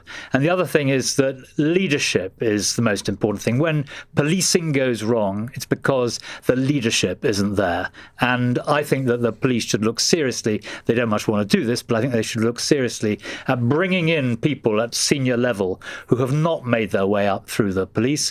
And in particular, I would like to see an opportunity for officers leaving the military to be able to bring their leadership skills that they have developed into policing. So the police don't like it, but I asked the Home Secretary this afternoon to look carefully at whether there shouldn't be an entry point into the police at a relatively senior level from outside professions and outside people who could really make an addition to that. Paul Mason. I think there actually is a provision in this white paper for exactly that, for people to go in at inspector level. But I will say I totally support the facial recognition moves. I think let's say one thing. Policing in this country is always done by consent. We've never had anything reproaching a police state or police officers, anything to do with the policing system. Everyone knows you can only police if you have the support of the community around you. Now, as a reporter, I have been in situations where that is not the case, where the police are having to fight for simple trust among communities that they're trying to police. And that's unfortunately the way modern society works. The one thing I think I would really take away from this white paper is the creation of a national police force to deal with serious and organised crime. Because, look, we sit here decades after decade and say, why isn't serious and organised crime sorted out? And the answer is because it's a huge problem. It's a huge problem that serious and organised criminals have money, they have muscle, they have the power to put people in the ground. And if you're... What county is Sutton Coldfield in? I've forgotten. It's West Midlands. West Midlands. If you're from the West Midlands, royal town of Sutton Coldfield. Do you have the ability to deal with a multinational crime gang? Well, if not, better to delegate those powers to a national force that does, and then and this is why I think Shabana Mahmood's reforms are really genius, then let the local police deal with the priorities of the people, which should be set by the people. And remove those powers from the Met and put them into a separate organisation. So I think it's very important. Yeah. I mean, let me give you an example. My phone was stolen out of my hand 10 metres outside my door at 6:30 a.m. by a person on an e-bike. And what was good was because they prioritised mobile phone theft, the Met came round within an hour and said to me, there's no way we're going to get it back. And by the way, it was a bad idea to chase him, because if you'd chased him, it might be you we're investigating. Which is good advice, to be honest. And I couldn't catch him. The point is, I'm really glad that my local police force takes seriously those kind of issues. And what I hope will arise out of this is that they will take the issues of shoplifting, of harassment, and yes, what you mentioned, the paedophile gangs. They are not gone away. They must be chased down and stopped. Those of us, the police have got to care about what we care about, but at the top level, they've also got to care about what the country cares about, and that has to be serious crime. I think we're all influenced by our own experiences with public services. Now, several people here mentioning your experience with the police, Andrew, in the so-called Plebgate scandal. How much does that inform your views of what needs to be changed for the police? Well, it was a very long time ago, and I have always I've always thought that I'm not really the best person to speak about the police, because obviously my views are coloured by what happened to me. But I think that leadership, police leadership, is the critical thing. When things go wrong, it's because they're badly led, and there isn't someone there holding people internally to account. So that's why I made the point this afternoon in the House of Commons about injecting better leadership higher up. And Paul's quite right. You could do it at an inspector level, but I'm talking about the ranks above that. And after all, before the war, and I think after the war as well, a Major General led the Met. And in those days, policing was a lot more simple than it is today. But nevertheless, they bring skills of leadership, these senior officers, which are, I think, often missing from the police.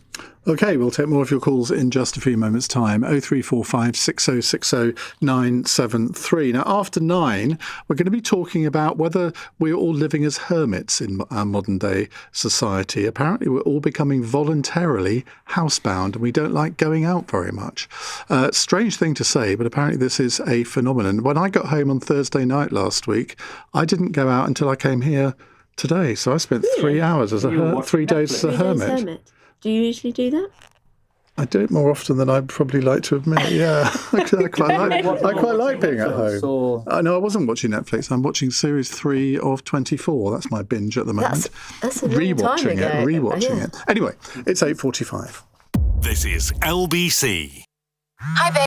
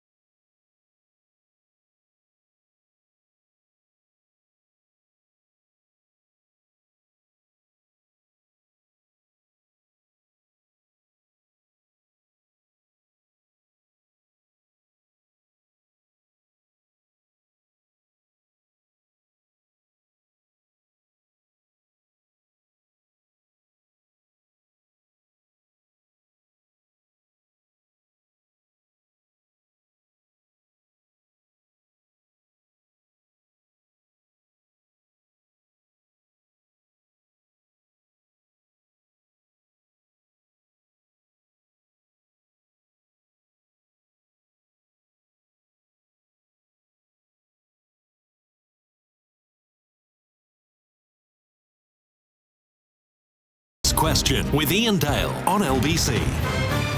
8:49. Andrew Mitchell, Paul Mason, Rachel Blake and Andrew Gold with us taking your questions. Here's one from Ollie in Bridgewater. Do you agree that the Trump regime is now starting to resemble the fascist governments of 80 to 100 years ago? Now, Donald Trump has this evening said that agents from the Immigration and Customs Enforcement Agency, or ICE, will leave the state of Minnesota at some point soon, but didn't say exactly when. Of course, this follows the fatal shooting by ICE agents of the nurse Alex Pretty in Minneapolis on Saturday morning. Paul? No, and I've written a book called How to Stop Fascism and spend a long time studying fascism. No, fascist regimes kill millions of people, and they mobilize other millions of people to do it. What we're seeing here is, however, a severe challenge to American democracy, and the particular kind of American democracy that says states like Minnesota have a lot more rights than, say, a British local authority. And so I am worried about, we've seen 2 shootings by this force, ICE. The people voted for a president who said he was going to expel immigrants. He's doing it. Whether that's the right, and I don't like it, but he has the power to do it. But the way it's being done is through extrajudicial means. I'm worried about it. But we should be clear. When American fascism comes, it will look like it does on the movies. It will be a lot of people killing each other. And I do worry that this brings it closer. So, yeah, I mean, it's worrying. But let's use the word fascism scientifically so that we understand, because this country fought fascism. I'm very proud that this country did fight and defeat fascism. Let's not mistake every racist or authoritarian threat as fascist. Well, I'm glad you said that, because so many times people bandy that word about when they haven't got the faintest idea what it actually means, and your book explains that. Rachel? I think what we're seeing is really worrying. Communities are divided, and I think that it's of grave concern. And I hope that there is I hope that they're able to address it through in their local states, in their cities. And I think it is really worrying, the scenes that we've seen there. But the question about fascism? I think that as Paul was talking about, and as you alluded to, we do have to be very thoughtful about use of that word. And Paul described it in terms of what those actions really are. And so at the moment, I just think it is a really worrying situation. Sorry, I'm not allowed to bang the table. I think it's a worrying situation that we see. Have we got that? No. OK. Andrew Gold. Regarding fascism, I think Paul's explained it much better than I'll be able to. He knows much more about fascism and he's written this book about it. So I think that's a hard no. I think we need to think about nothing exists in a vacuum. Even if you look back at the Nazis and all that, they existed in this terrible time for Germany as an economy, and all these things kind of all happened at once.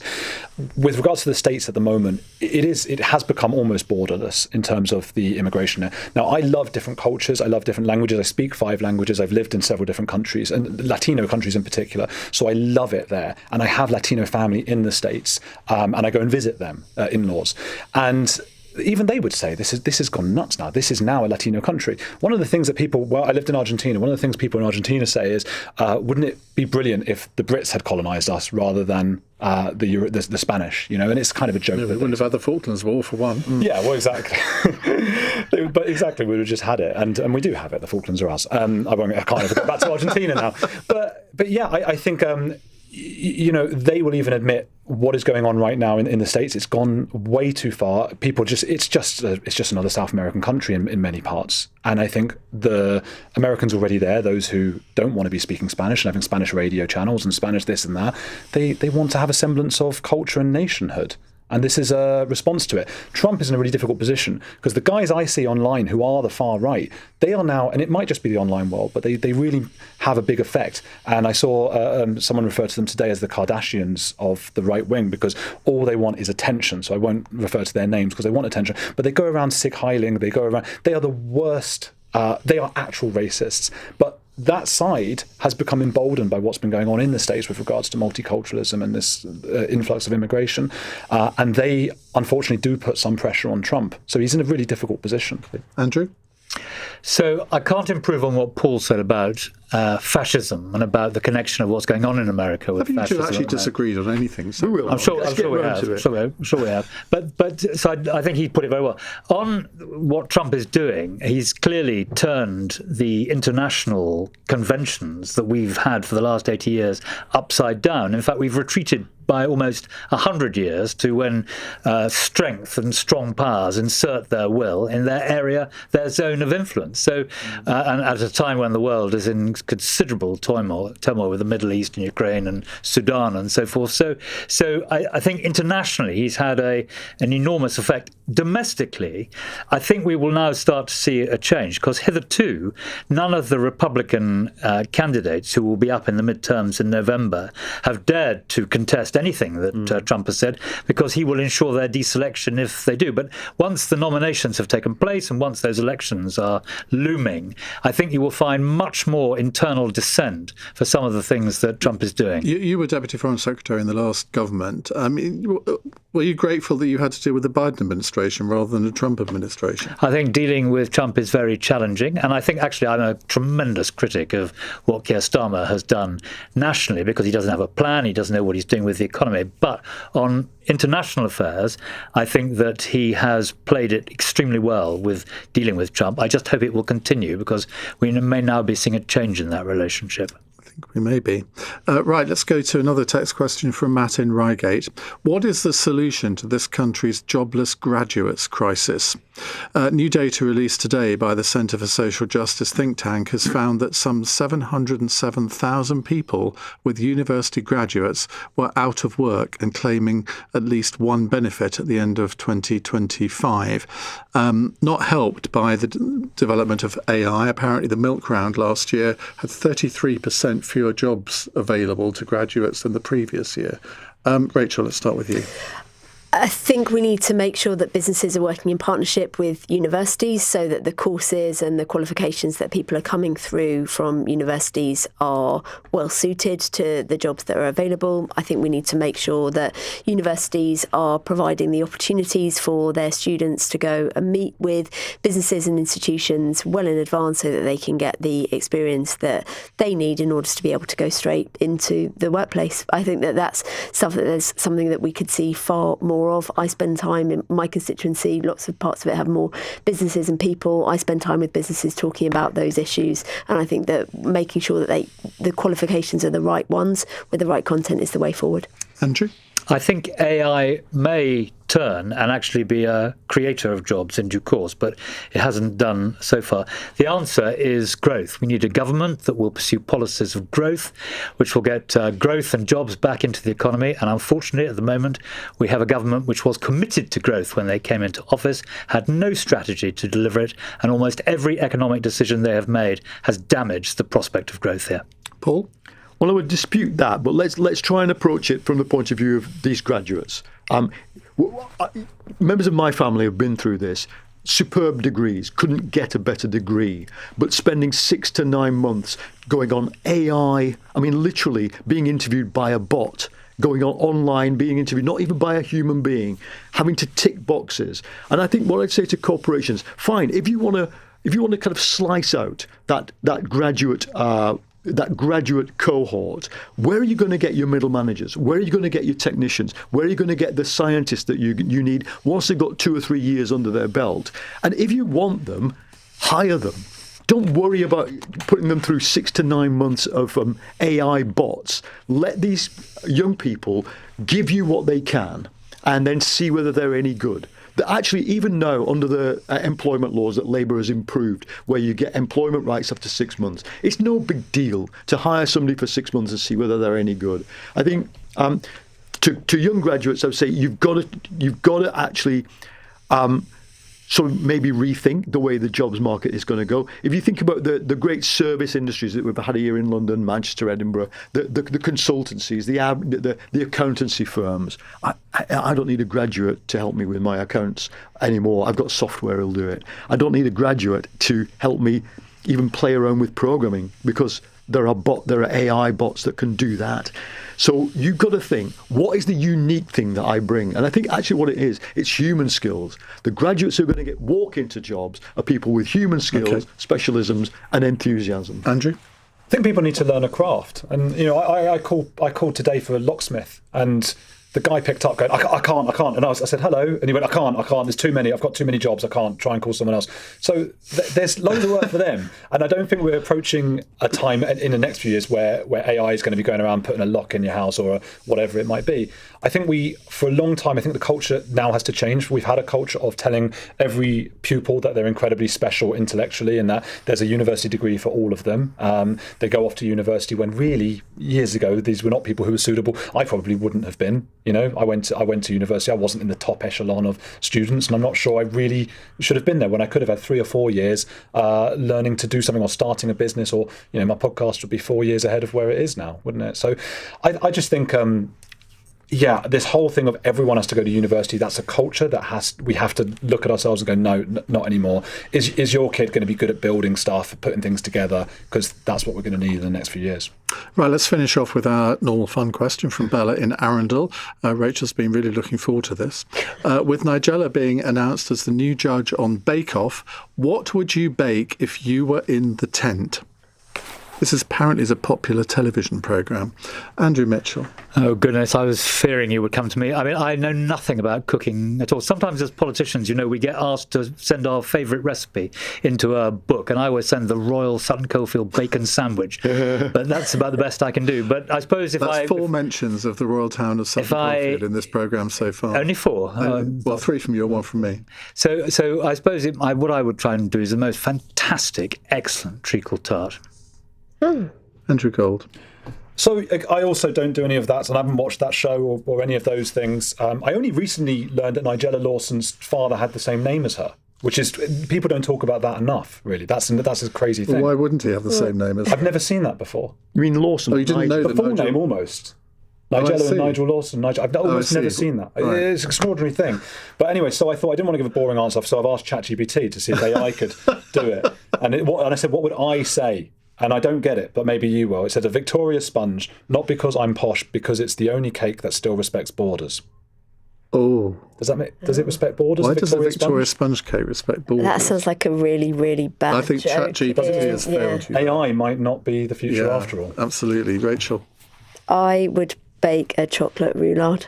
Ooh, lovely. And I might chat to Can I have the Nigella end bit, in because that has more advance. chocolate on it? I'd chat to Nigella in advance for her best possible recipe, but it's And she'd it's say my something favourite in kind her of cake. deeply sexy voice. Don't get me started, because I am a Nigella super fan. Are you? Yes, I am. And I would say... I would never have guessed that. And a lot of what Nigella does, I don't think baking is her big thing, to be honest, but a lot of what she does in terms of recipes, when it is baking, is chocolate-based. And there is one called, I think it's a chocolate olive oil cake, that's like a flat, like a sort of a polenta-based thing. And I'd bake that and see if it got me some brownie points. Well, that's a nice way to end the show. I feel all warm and gooey. Yeah, you would be a bit. Yeah, I know, exactly. Brownie cake. Now, thank you very much for coming on the programme tonight. On tomorrow's panel, the multiple Paralympic gold medalist and disability rights campaigner, Baroness Tanni Gray-Thompson, MPs Natalie Fleet from Labour and Dr Neil Shastri-Hurst from the Conservatives, and the political strategist Joe Tanner.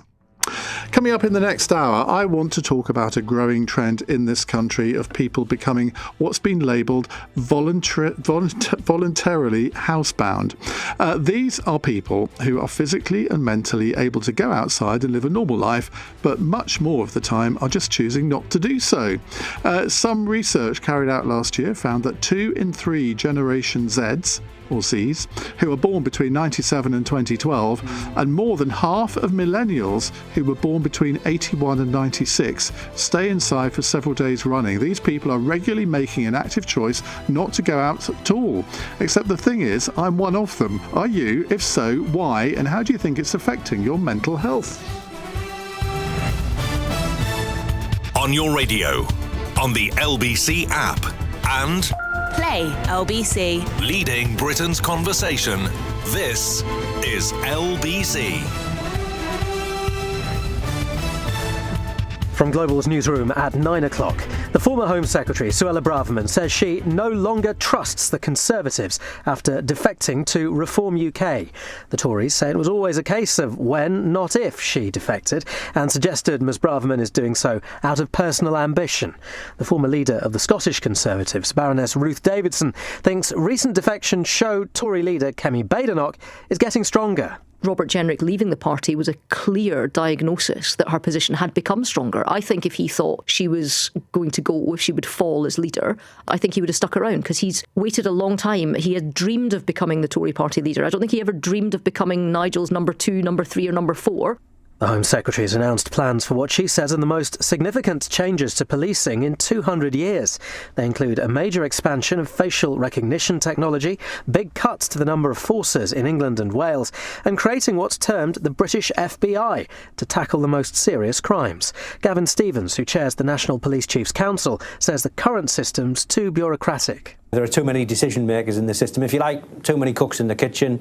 So we have to simplify the way that decisions get made across policing. We have to make it more consistent. So wherever you live across the UK, you can expect a really good quality policing service.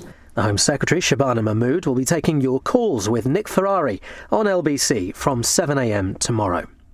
Donald Trump sent his border czar to run his immigration crackdown in Minnesota. The White House is promising to investigate the killing of an American citizen in Minneapolis on Saturday, the second person to be shot dead by ICE officials this month. The British operations of Claire's, the accessories retailer, have collapsed into administration.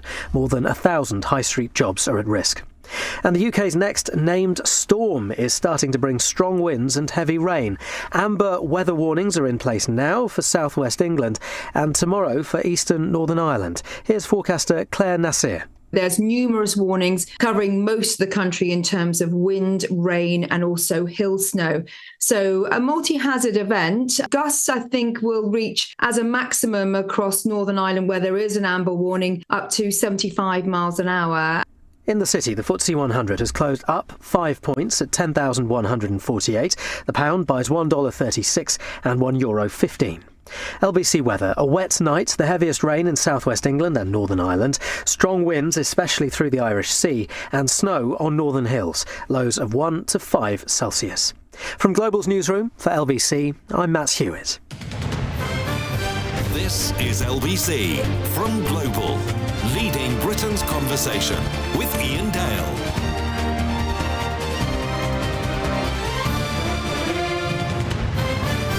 Hello, a very good evening. It's 9 on LBC. We're going to talk about something rather different in this hour. It's not about loneliness, although there is, I suppose, a little bit of an aspect of that here. It's about the fact that we don't seem to go out of our houses as much as we used to. And we don't regret that either. And I will admit, part of this phenomenon where I am quite happy to stay in my house all weekend and not go out once, apart from maybe to walk the dog around the field. And that's what I did this weekend. I got home at 11:30 on Thursday night, and the first time I set foot outside the house was at 2:30 this afternoon to come into London. So effectively, 3 days housebound, voluntarily housebound. Now, why is this happening? I think that there's lots of reasons for this. It is partly because we don't have to go out as much. We can have our shopping delivered. The number of people ordering things off the internet it rises every single year. You don't even have to go to the supermarket anymore. You can have your supermarket shopping delivered. We tend not to go out for meals as much as we used to. We don't go out on a Friday night to nightclubs as much as we used to. And this seems to be a phenomenon that is affecting younger people more than older people. So this is my claim to be young, I suppose. Now, a study of 2,000 British adults last year revealed that 67% of Gen Z, those born between 97 and 2012, and more than half, 57% of millennials born between 81 and 96, don't go outside for days at a time. And it's also across other generations too. Only a quarter of people make a conscious effort to go outside at least once a day. Doesn't do very much for your 10,000 steps a day, does it? Now, why do you think this is happening? And do you relate to this? Because I hadn't really given this any thought until I read this piece this morning in the Daily Telegraph. And I thought, well, they're talking about me. And I'm quite happy to be at home. I don't spend all my time, as I think Andrew Gold said in the last hour, watching Netflix. I'm often doing stuff on my laptop while having the television on in the background, whether it's a news channel. I'm watching series 3 of 24 all over again, so I'm in the middle of that. I have one dog one side of me on the couch, another dog on the other side. What could be more perfect? Why would I need to go out? I don't have a need to mix with other people. I do that when I'm at work 4 days a week. So why would I need to do that at the weekend? And I wonder whether you are like this as well. Now, I don't think this is something that is necessarily going to make me agoraphobic in the long term, but I suppose it could do. I mean, one long-term result of this could be that more people they get a little bit anxious about going outside their house when they don't need to. 0345 6060 973. And why do you think it is that maybe societal influences mean that we just don't go out as much? Is it partly due to the cost of living crisis that people think, no, I'm going to stay at home. It's much cheaper to go and buy a bit of booze from the supermarket than go down the pub, which I would have done 10 or 20 years ago. There are lots of reasons, I think, that this is happening. And I think this article in The Telegraph only really scratches the surface of what they are. So that's my aim in this hour, to find out from you why you have become a little bit of a hermit, like me. 0345 6060 973. Joe Hemmings joins me, behavioural psychologist. Joe, very good evening.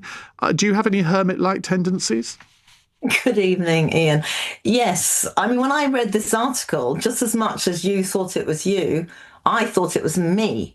And in fact, very oddly, a few weeks ago, I was quite insulted by it. But a friend told me I was becoming like a hermit. It was exactly the word she used. I thought, what? That's not true. But the truth is, I can do almost anything from home. You talk about your 10,000 steps, for example. You know, I don't have exercise equipment at home. That does get me out, but plenty of people do.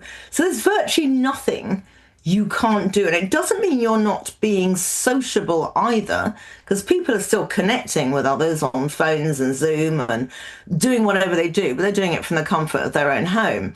And it is very soothing to be at home. It's not risky, it's predictable, it's comfortable, you've got it the way you want. I 100% get why people do it. And it wasn't until someone pointed out to me that I was actually like that myself that I thought, yeah, I'll go for a few days, particularly if the weather's terrible. Just listen to your weather forecast. I thought, do I want to go out? I live by the sea. Do I want to go out in a howling gale?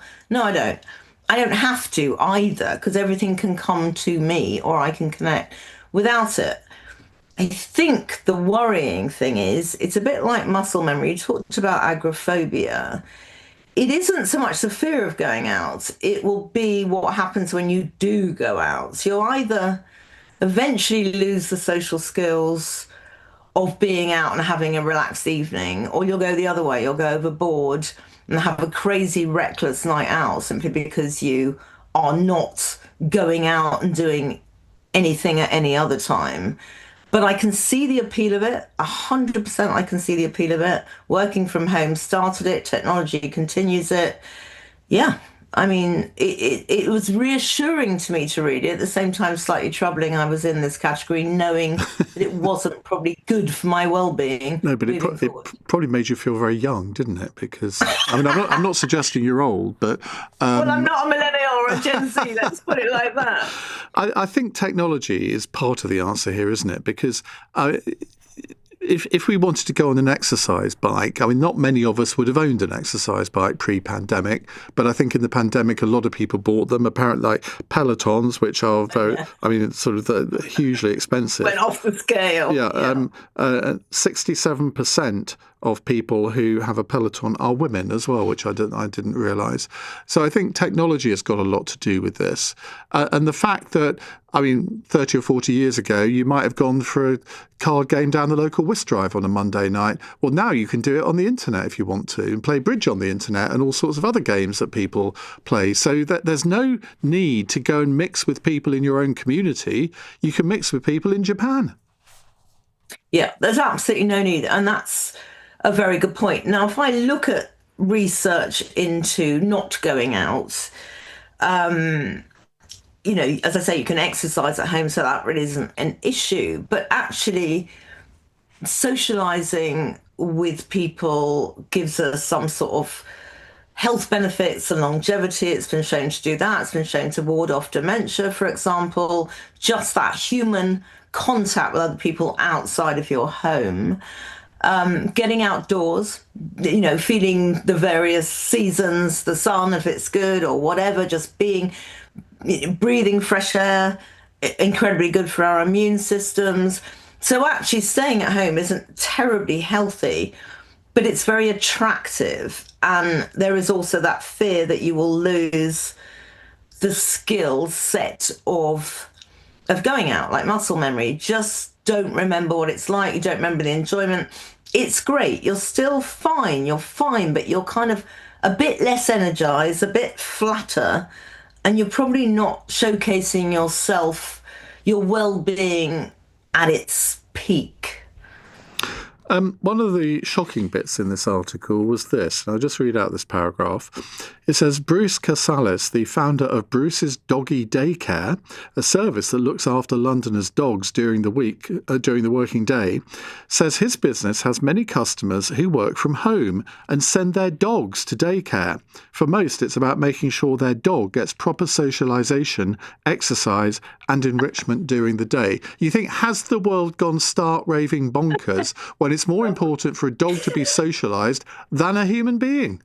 Yeah, I think maybe there should be a human daycare. I mean, actually, why, when you said to me, you said to the listeners that you've got dogs and you didn't go out for 3 days, who's walking your dogs? Well, I walked them one day and my partner walked them the other 2. Okay, so you only have to go out once every 3 days, effectively, to walk your dogs. And if you didn't have to walk your dogs, if you didn't have dogs and didn't have to walk them, would you go out even less? Probably, yes. Okay, so there's an honest answer at least. But I do think people who do have dogs, generally speaking, are obliged to go out because your dog needs a walk. And that gets people out and gets people... But I didn't actually go off my property, so I still regard that as being at home. Okay, all right. So you're not taking them to a park somewhere else and might meet other dog walkers. And certainly not. Getting social. Okay. I might have to talk to them. But your dogs might enjoy it. My socialisation is basically limited to talking to black cab drivers on the way from Charing Cross to Millbank. Does it bother you that you're what we're now talking about as a hermit? No, not at all. Because people always laugh when I say this, but I'm actually quite a shy person. I don't like particularly meeting strangers, even though I'm talking to strangers every night on the radio for 3 hours. The thought of having to walk into a party where I don't really know anybody, I just absolutely hate. I'm very comfortable in my own company. I enjoy my own company. I like being with friends who I don't have to talk to, because I think that's the art of friendship, where you're comfortable in your own silence. I mean, I agree. I'm a party dodger. I'm what's known as a French exiter. If I have to go to something, I will quietly leave. It's called a French exit. You don't tell anybody you're going. You just kind of slip away without... Okay. No. You slip away without telling anybody that you're leaving.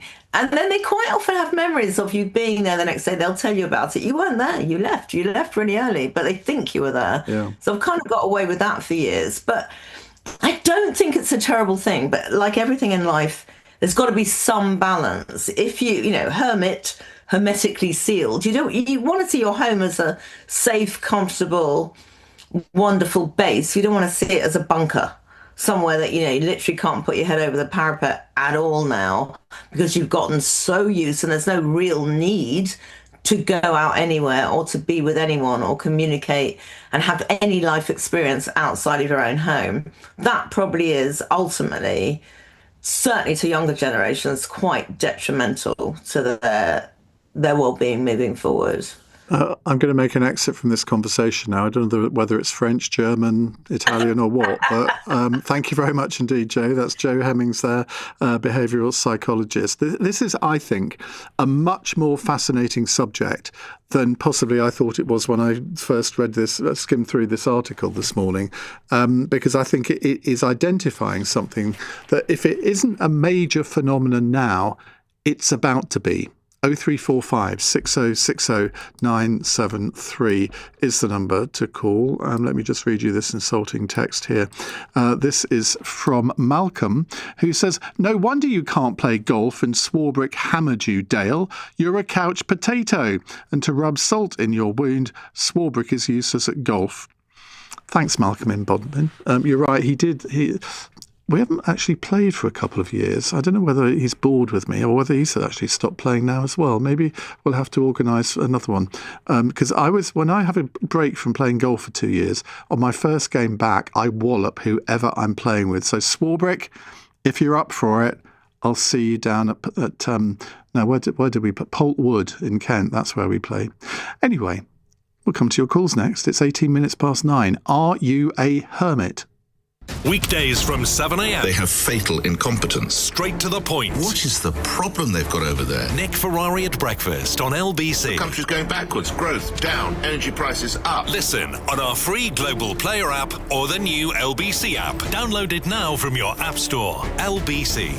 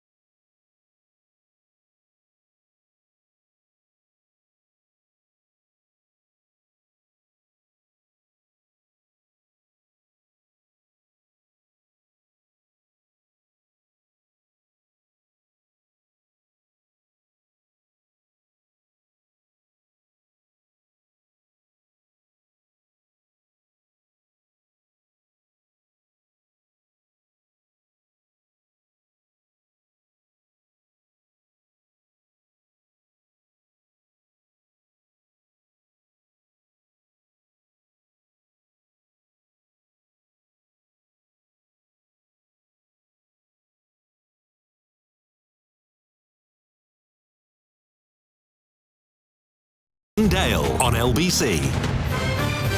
20 past 9. If you've just tuned in, we're talking about an article in the Telegraph this morning, which is headlined, "Why We're Becoming a Nation of Hermits." How do you explain this phenomenon? Because it clearly does exist, but I think if we were to have this conversation in 10 years' time, it would be a real thing. Now, I'm not sure this is necessarily a bad thing. I'm not sure it's really damaging our society, but are we becoming a lot less antisocial? Are we all a little bit more comfortable in our own company? I mean, I don't think that's necessarily a bad thing. I think it is a bad thing if you constantly need attention, if you constantly need the attention of others.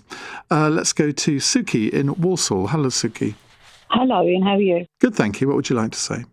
Before I say it, I just have to say that I need to distinguish myself as you're my favourite presenter. I say that because there was another Suki from Walsall that called in, so I thought he won't know which one it is. There are two Sukis in Walsall? I know. Goodness me. No.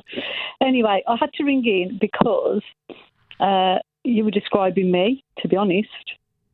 I can go days and days in my own home, just comfortable, and it doesn't bother me.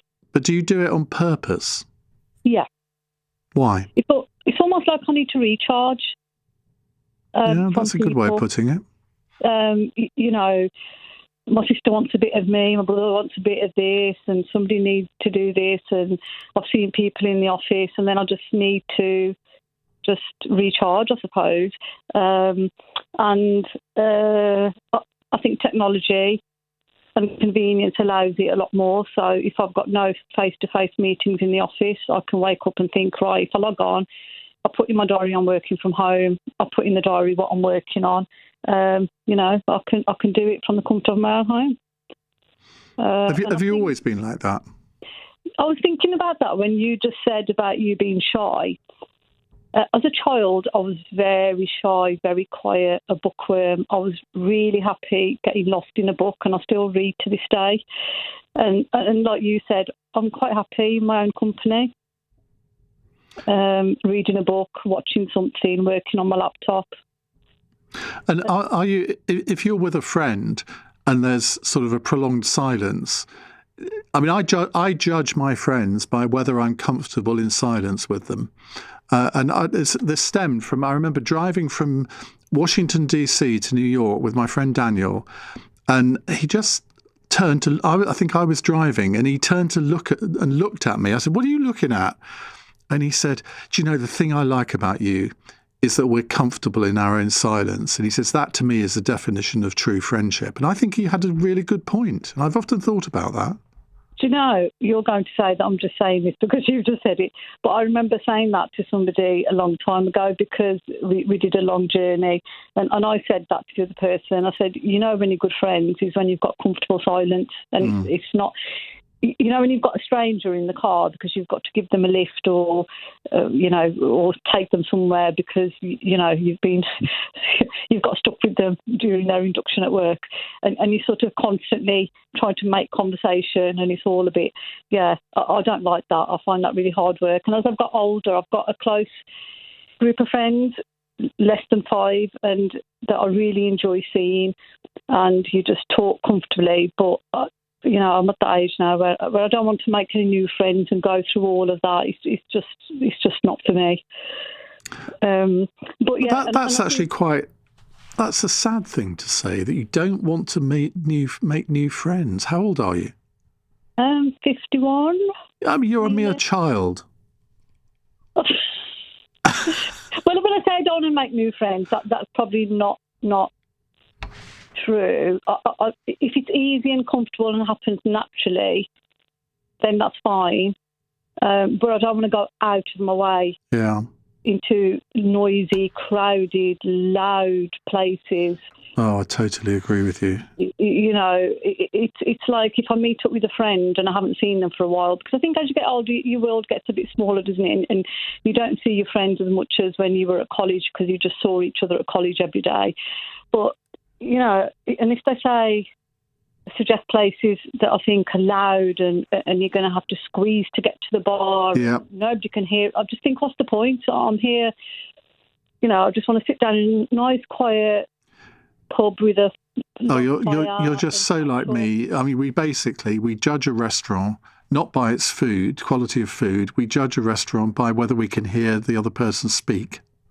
I know. What does that say? It means you're old before your time. Maybe, but I think my friends are a little bit like that, and we laugh about it because you kind of get to that point sometimes where you make plans in advance, and it gets to the day, and you're both kind of hoping the other cancels. Well, Suki, great call to start with. Thank you very much indeed for phoning in. Let's go to Benjamin, who's a new caller in Edinburgh. Now, there are lots and lots of brilliant places to go in Edinburgh, Benjamin, or do you prefer to stay at home? Well, that's right. So I'm not a hermit. I love going out. I love going to play sport. I love seeing my friends. But I can see why, and especially for young people, we're kind of going in that direction. So in the likes of the big cities where young people live and work, especially London, but Edinburgh to quite a significant extent as well, the cost of rent is absolutely extortionate. Graduate salaries just aren't that high anymore, and there isn't that much money left at the end of the month.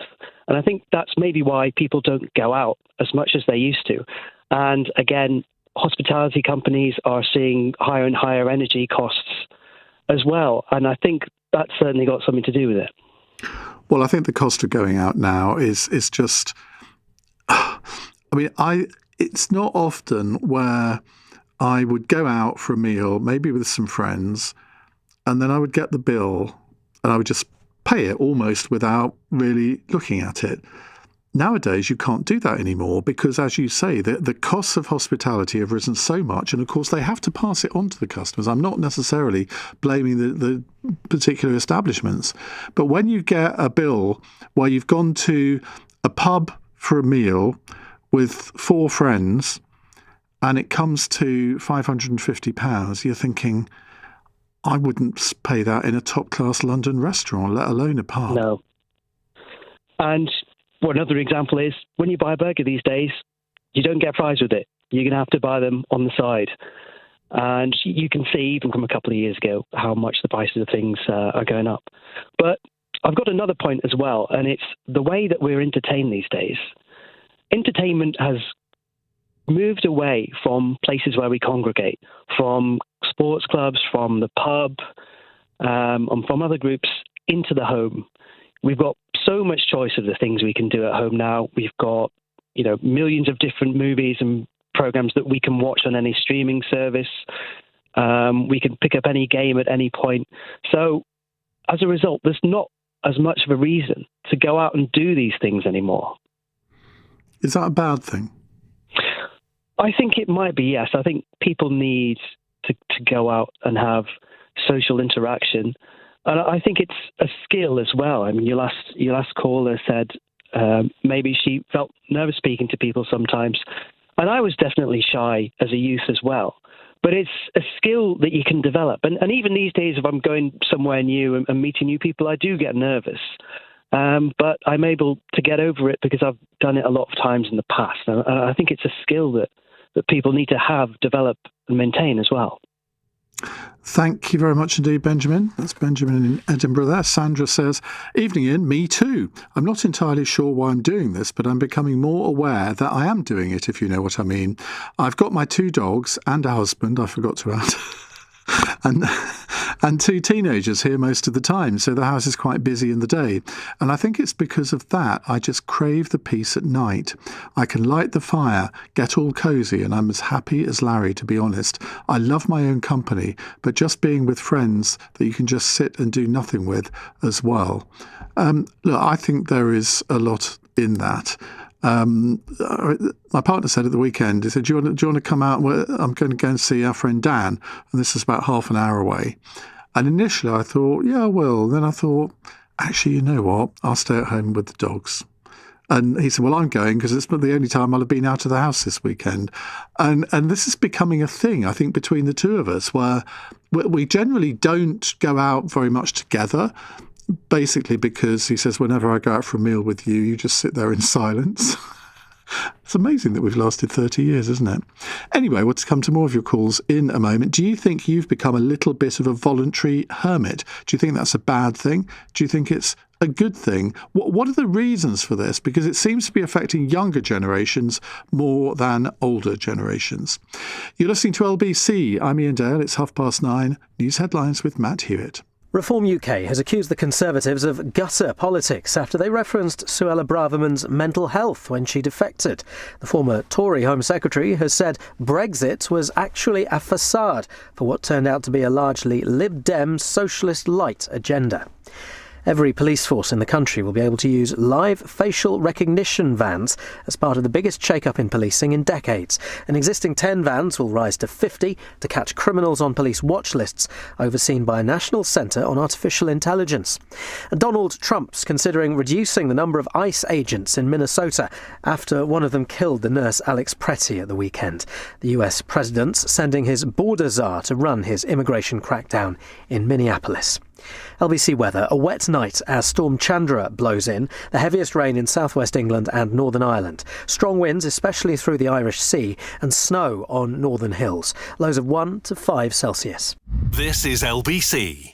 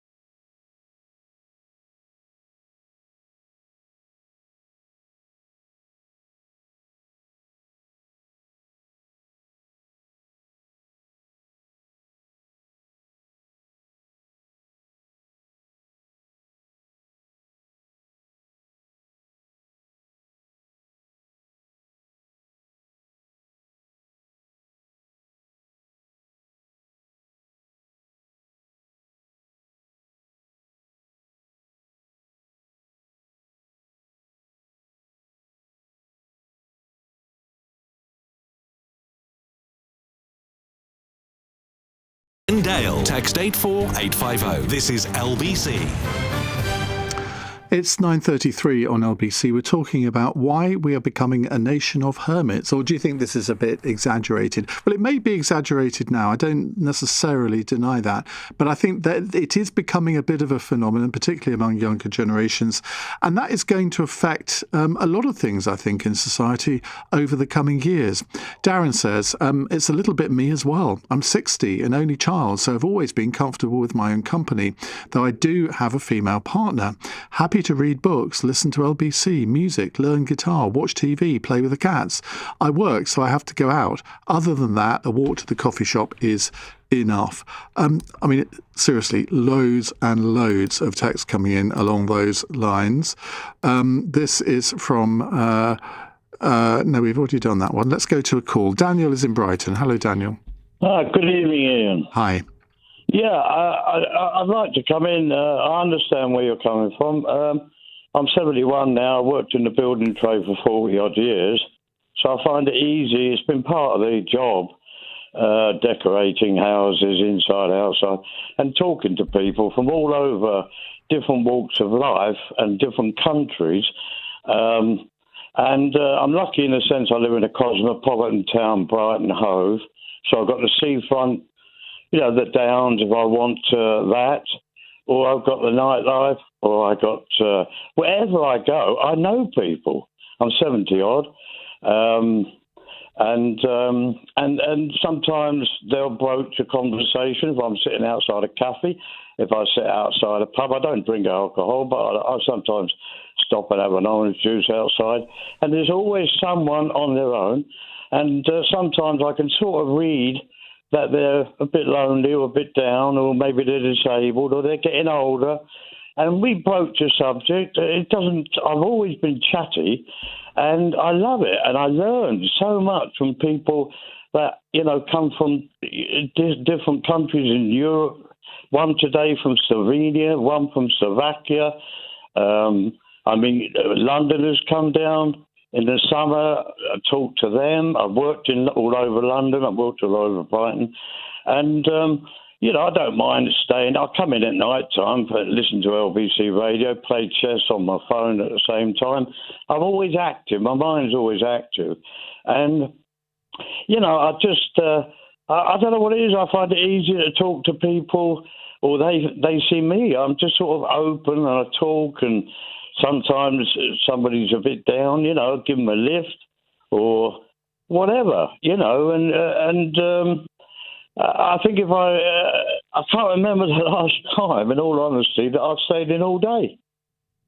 And look, it's different strokes for different folks, isn't it? I mean, clearly, and also I think the fact is you live in a city that is very vibrant. I mean, if you're bored in Brighton, frankly, there's something wrong with you, isn't there? Yeah. And you're obviously an outgoing, gregarious person. I think those of us I love it. And, I go around, I study history, I study law, I study many things. But I love going around the churches, last sort of 5-10 years, learning about the churches, the history of the churches. I love history. And old buildings. I also, over the last 10 years, I venture off up to London. I follow Brighton Football Club, obviously. And to go to the Tower of London is wonderful. To get the opportunity to go... I've just been to so many places in London. London's fantastic. This is the best country in the world, beyond a doubt. We live in the best country. It's beautiful. I love London. The Tower of London. Where else have I been? I go to the art galleries. There's always something. It doesn't matter if it's... Do you go on your own? Sorry? Do you go on your own? Yeah, I'm never on my own, because I talk to people on the trains, on the buses. Oh my God, Daniel, that's not allowed. No, I know. But see, and the other thing is this, because I'm a pet lover. I've had 3 golden retrievers, and I meet people. I haven't got a dog at the moment. But I'm thinking of getting a kitten, because they are so hilarious when I look at them on YouTube. But when I, what was I going to say? You broached the subject. I'm in London. Where you go? Well, I'm going to the Tower of London, and then they come back and they'll educate me best places to go to. And I don't know. I just. I love it. I'm absolutely, about 3 years ago, I was very ill. I was in hospital for a few months. I nearly died. So I'm even more enthused by making the most of my days. Every day is a blessing to go out, to be able to walk. When I see people with crutches and walking sticks, I always stop and talk to them because they're lonely or they're disabled. And sometimes I see people, I go in, as I said, the churches, and you've got beautiful graveyards, and people sometimes sitting on their own, and they will tell me all about. Last time I went to Chichester Cathedral, and what a beautiful building, and the history of it. I went down to Portsmouth on my own and went on the HMS Victory where Nelson fell. I love history, and a guy was standing there with a medallion around him. I said, "Do you work here?" And he said, "Yeah." I said, "Can you show me around?" He said, "Yeah, love to." You've got to open up. You've got to talk. If you talk to people, sometimes you get the odd one that doesn't want to talk at all. I get that, and I understand. I respect that. But if somebody will educate me and tell me about the history of the church at Chichester Cathedral, beautiful. We've got churches here that date right back, and sometimes I know it might sound a bit odd, but the tombstones and the history and who and the age of it, and I picture in my mind what the 1800s must have been like, or the 1900s. There's always something to learn, or go in the library. If it's cold, sometimes I'm not a saint. I go in the bookmakers. I have a little Yankee bet for a couple of quid, and if it's raining or cold, I can dive into a cafe or a bookmakers and find someone to talk in there about Brighton, how they're getting on. Do you know what I mean, Ian? I could listen to you all day. I mean, I've had so many. No, seriously, I've had so many texts over the past couple of minutes while you've been talking, which is why I haven't interrupted you. All saying, "Oh, let's hear more from Daniel." Do you know, I have a theory. I have never met anyone called Daniel who hasn't had a really positive outlook on life.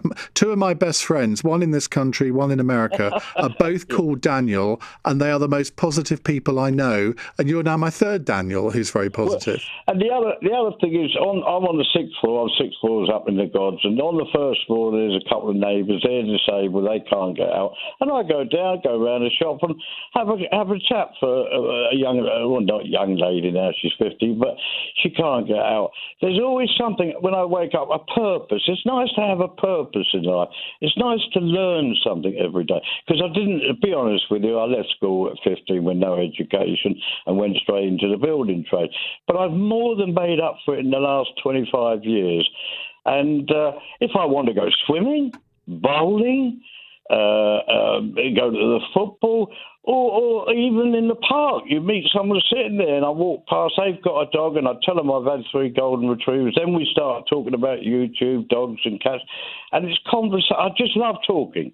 You see, I think like learning. I think you've missed your vocation in life. You could easily have made a professional radio presenter. Yeah, well, I mean, you wouldn't have any need to have any guests because you could just talk for 3 hours uninterrupted, couldn't you? Yeah, I mean, I met a guy tonight, and we were talking about when we used to play pool, and a lot of the pool tables are gone now. I played in the leagues back then, and I met a guy. You see, the other thing is I'm in AA, recovery from alcohol, and I've been in it 25 years or 26 years, and I know hundreds of people in recovery.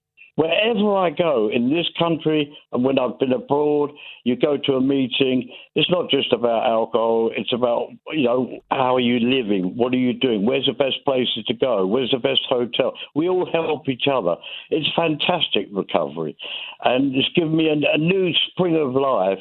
And instead of, being dour and living on as I've lived on my own and sort of wallowing in things in the past, just get up, get dressed, get out, enjoy. You never know who you're going to meet. And I've met people from all over. And when I come home, I've got that memory. Yeah. Also, I mean, well done for talking this country up, because so often you hear people talking the country down and saying it's a horrible place to live nowadays. I feel unsafe. I don't buy it. England, I've been to a few countries. I've been down to Far East and I've been across Europe. This is the best country in the world. We don't have police running around with guns. And people are very affable. They'll talk to you if you talk to them. And, I think it's beautiful, this country. We've got a beautiful countryside. I've yet to go down to places like, I'm 72 this year. I want to go to Cornwall. I want to go to Devon. There's places I haven't been to. Well, I'll tell you what, Daniel, I'm a patron of the Foy Literary Festival in Cornwall. That is one beautiful place. So yes. Come down there first weekend in May and I'll show you a good time. Yeah, thanks, Ian. And I love your programme. I love LBC every evening when I get in, and I have my little bit of dinner, and I'm going to get that kitten. All right, Daniel, thank you very much indeed for your call. Shazad says, having lived in Canada for most of my life, staying home for days is common. Hunker down with lots of food, drink, weed, and have fun. Why do you have to wee all the time? With working from home, it's a lot easier. Everyone in Toronto is doing it right now. This one is from Gordon. I took very ill at Easter 2023 and I still don't have a diagnosis. I'm left with chronic fatigue syndrome and I sleep on average 20 hours a day. I was in hospital today from 10 a.m. until 4 p.m. and that's the longest I've been out since Christmas. I can't drive, can't drink. Being in bed or in the house is quite difficult every day. It's not the way I imagined my retirement would be. Well, I completely get that, and particularly if you've been active through the rest of your life, Gordon, that must be quite a shock to the system. This one is from Louis, who says, it's Louis John from Crystal Palace. If I was to meet you or any one of the presenters on LBC, I would be starstruck in delight and wishing you and the team a Nobel for the Nobel Peace Prize. Oh, there are so many things I could say to that. Which LBC presenter would deserve the Nobel Peace Prize more than any other? I'm looking at my colleagues for assistance here. Ian Payne, where is the consensus behind the class? I don't listen to Ian Payne because I'm never up at that time of the morning, but he has a big following, I know. Thank you very much indeed. Well, if you do ever see me, Louis John, do say hello, because I've lost count of the number of people who say, I saw you on the train the other day, but I didn't like to say hello. Well, I'm not going to bite your head off. Probably. It's 9:46. Coming up at 10 on LBC, Ben Kentish. Suella Braverman switches sides to reform, but are all these defections helping Nigel Farage or hindering him? Plus, is describing Donald Trump as a fascist exaggerating, or is it accurate? Ben Kentish at 10. Listen on our free Global Player app or the new LBC app. Big Mojo.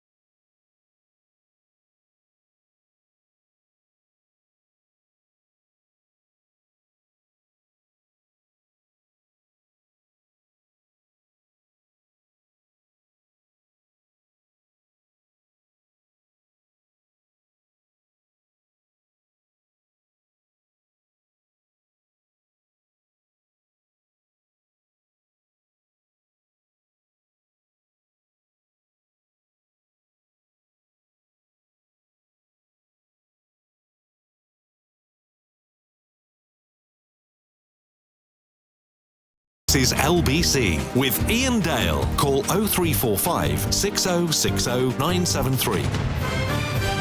9:49. I've just had a very strange email. It says, "Good evening, Iain. I hope I find you well. Keir Starmer wants to let you know that he's very happy with the progress in the preparation to announce to the media that you'll be joining our party, and that you will also be our newest celebrity party member, who will just also happen to be standing for us in the Gorton and Denton by-election as our candidate.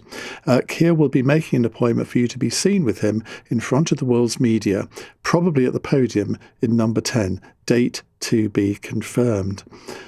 Well, that's nice, isn't it? Nice to know I'm wanted.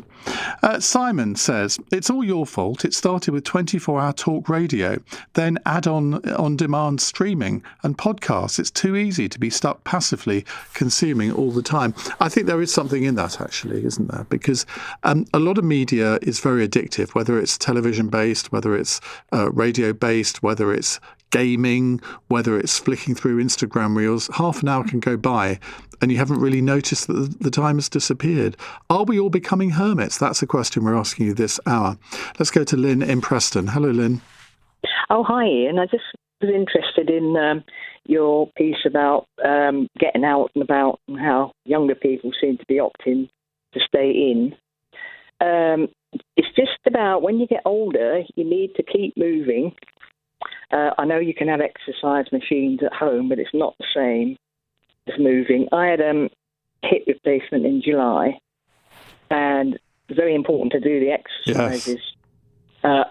I was really, really bad. It was bone on bone, and the cartilage is gone. So once that was done, after a couple of months, keep the exercises, got rid of the crutches, and, you do what you can. It's functional now. I can move without going to one side. Possibly the other side might need doing in the future, but for now, it's good. But also your immune system. If you don't get out, if you're in for days on end, I think it doesn't do your immune system any good.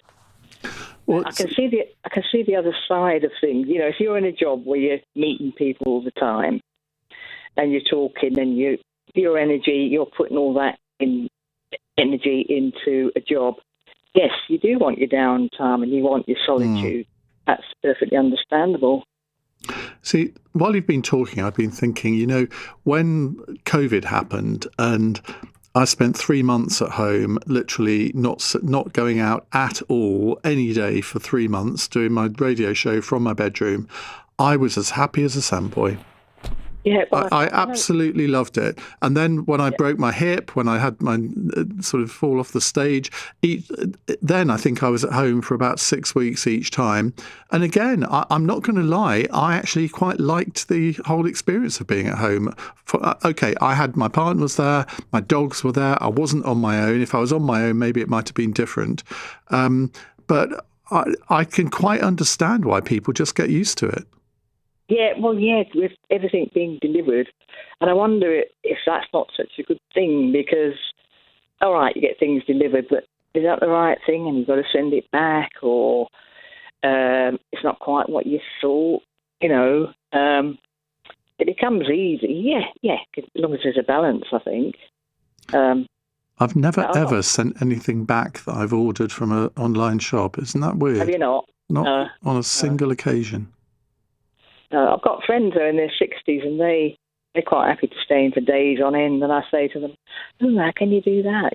I have to get out. It's just, I think my mum was like that, when we had visitors.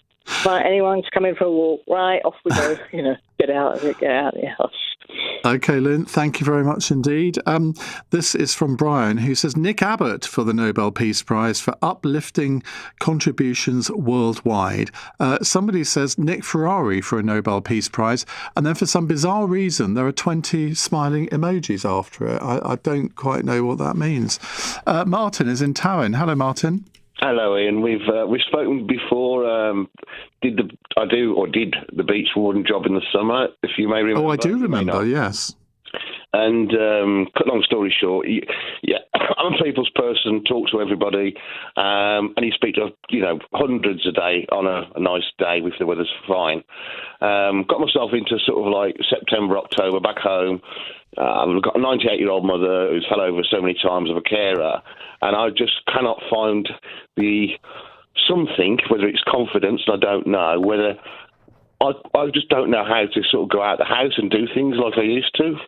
I've got the seafront less than 50 yards away, a beach, everything. I've got a dog. I bet I haven't seen the sea for 2 months. Ridiculous. Well, that sounds like a sort of mild form of agoraphobia.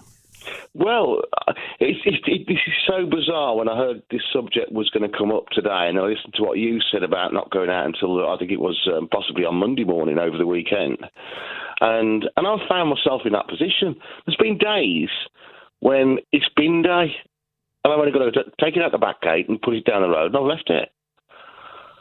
That's not agoraphobia. That's laziness. Yes, it may well be. It may well be. However, the caller, not the last one, or possibly the one before that, is it Daniel who came on? Yeah. Such a great outlook. Yeah, absolutely. I mean, to be honest, I'm so glad that I didn't follow him, because it would have been like 1974 following ABBA in Waterloo with me on next. You know what I mean? But the thing is, he's inspired me to get that front door open tomorrow, do the bird watching I used to, go sea fishing, and do all the things that for some reason I've stopped. But Ian, I don't know why I've stopped. It's weird, whether it's COVID syndrome, I just don't know. Well, of course, now you've made me think, who was the actor in the 1974 Eurovision Song Contest that followed ABBA? It wasn't me, I can assure you. Well, we have 3.5 minutes to go on the programme, and I'm looking at my colleagues through the glass who are now going to tell us who that was, because I need to know. Serious? I absolutely need to know. Thank you very much, Martin. Brian says, thank you for reading out my message. Now I know that I'm not banned. My other texts are just boring. Yeah, because, look, we literally get, I would say, on an average programme, 1,000 texts on my screen. And I do try to read out a representative sample, and some people think that they're being ignored because they never get read out. Well, it is sort of, it's a complete lottery as to whether your text gets read out. See, if it gets put, if either I or one of my producers puts it in the on-air queue, and even then there's no guarantee, because I've got about 25 waiting to be read out now. Sarah is in Waltham Forest. Hello, Sarah. Hi, Ian. I'll be very quick, and I've only got a couple of minutes left. I think the work-from-home culture has really changed the social interaction as well. I used to work in the city 5 days a week just before COVID. Until now, I'm 100% remote. Our employer is able to recruit all over the country, so that limits our social interaction with our colleagues. Mm. And I must say, I've become so accustomed to working from home that I just love staying at home. I'm paying for rent, so why not enjoy my company in my own place? That's how I see it as, because we try as a company to have like social days out, but you've got people working all the way from Wales, Cardiff, Leeds, Manchester, you name it, and everyone's got commitments now. There's a lot of things that I think over COVID have changed, and having a tea session over Teams, it's not the same as seeing someone in person. And I think that's what's affected the younger generation as well. Definitely has. Yeah, I think the more we've had this conversation, I think that COVID is actually well, I was going to say to blame. I'm not even sure it's necessarily a bad thing, but I think it's certainly had a long-term effect here. Thank you very much indeed. Now, ABBA was the 8th act in 1974, the Eurovision Song Contest in Brighton. The 9th was Luxembourg, and their entry was called Bye Bye I Love You by a singer called Irene Scheer, who actually represented Germany a few years later with a song called Feuer, I think. Yeah, Chris is nodding his head. She was born in Romford and grew up in Billericay, but her songs were successful in Germany, and she also represented Germany in Eurovision in 1978. So I was right. Goodness, I think I could play that. Unfortunately, we haven't got time. I've got it on my phone here, but luckily for you, we have run out of time. Apart from this text from Jim, who says, "Great crack, this is amazing. We're all staying in more. However, maybe people are realising all those crap destinations we were told were great to go to, ending up with a day nightmare at airports, etc. Well, thanks for all of your calls and messages this evening. I'll be back tomorrow from 7. And there's a new episode of Where Politics Meets History coming your way on your phone if you subscribe at 1 o'clock. Coming up at 1 on LBC, it's Richard Spur, but right now, the very un-hermit-like Ben Kentish. Iain, thank you for hermit-like at the moment. Thank you very, very much indeed. Good to have you with us here on LBC this evening. I am Ben Kentish with you through until 1 on the programme tonight. And senior Tory jumped ship to reform today. A week or so after Robert Jenrick threw his lot in with Nigel Farage, now it's the turn of Suella Braverman, another former Conservative cabinet minister, this one a former Home Secretary no less, who has declared that her previous party has no courage, no backbone and no resolve. Strong words, but is this a big step forward on Nigel Farage's march towards Downing Street? Or by packing his party full of former Tories, is Farage making a reform a less attractive prospect to you? And can he really convince all of us that he will fix this country if he's surrounded by the people who he himself thinks broken? On your radio, on the LBC app, and Play LBC. leading Britain's conversation. This is LBC. From Global's newsroom at 10 o'clock, the former Home Secretary, Suella Braverman, says she no longer trusts the Conservatives after defecting to Reform UK. The Tories say it was always a case of when, not if, she defected, and suggested Ms Braverman is doing so out of personal ambition. The former leader of the Scottish Conservatives, Baroness Ruth Davidson, thinks recent defections show Tory leader Kemi Badenoch is getting stronger. Robert Jenrick leaving the party was a clear diagnosis that her position had become stronger. I think if he thought she was going to go, if she would fall as leader, I think he would have stuck around because he's waited a long time. He had dreamed of becoming the Tory party leader. I don't think he ever dreamed of becoming Nigel's number 2, number 3 or number 4. The Home Secretary's announced plans for what she says are the most significant changes to policing in 200 years. They include a major expansion of facial recognition technology, big cuts to the number of forces in England and Wales, and creating what's termed the British FBI to tackle the most serious crimes. Gavin Stevens, who chairs the National Police Chiefs Council, says the current system's too bureaucratic. There are too many decision makers in the system, if you like, too many cooks in the kitchen. So we have to simplify the way that decisions get made across policing. We have to make it more consistent. So wherever you live across the UK, you can expect a really good quality policing service. The Home Secretary, Shabana Mahmood, will be taking your calls with Nick Ferrari on LBC from 7 a.m. tomorrow. Donald Trump sent his border czar to run his immigration crackdown in Minnesota. The White House is promising to investigate the killing of an American citizen in Minneapolis on Saturday, the second person to be shot dead by ICE officials this week. The British operations of Claire's, the accessories retailer, have collapsed into administration. More than 1,000 high street jobs are at risk. The UK's next named storm, Storm Chandra, is starting to bring strong winds and heavy rain. Amber weather warnings are in place now for southwestern England and tomorrow for the east of Northern Ireland. Here's forecaster Claire Nasir. There's numerous warnings covering most of the country in terms of wind, rain and also hill snow. So a multi-hazard event. Gusts, I think, will reach as a maximum across Northern Ireland where there is an amber warning up to 75 miles an hour. In the city, the FTSE 100 has closed up 5 points at 10,148. The pound buys $1.36 and €1.15. LBC weather. A wet night, the heaviest rain in southwestern England and Northern Ireland. Strong winds, especially on Irish Sea coasts, and snow on northern hills. Lows of 1 to 5 degrees. From Global's newsroom for LBC, I'm Matt Hewitt.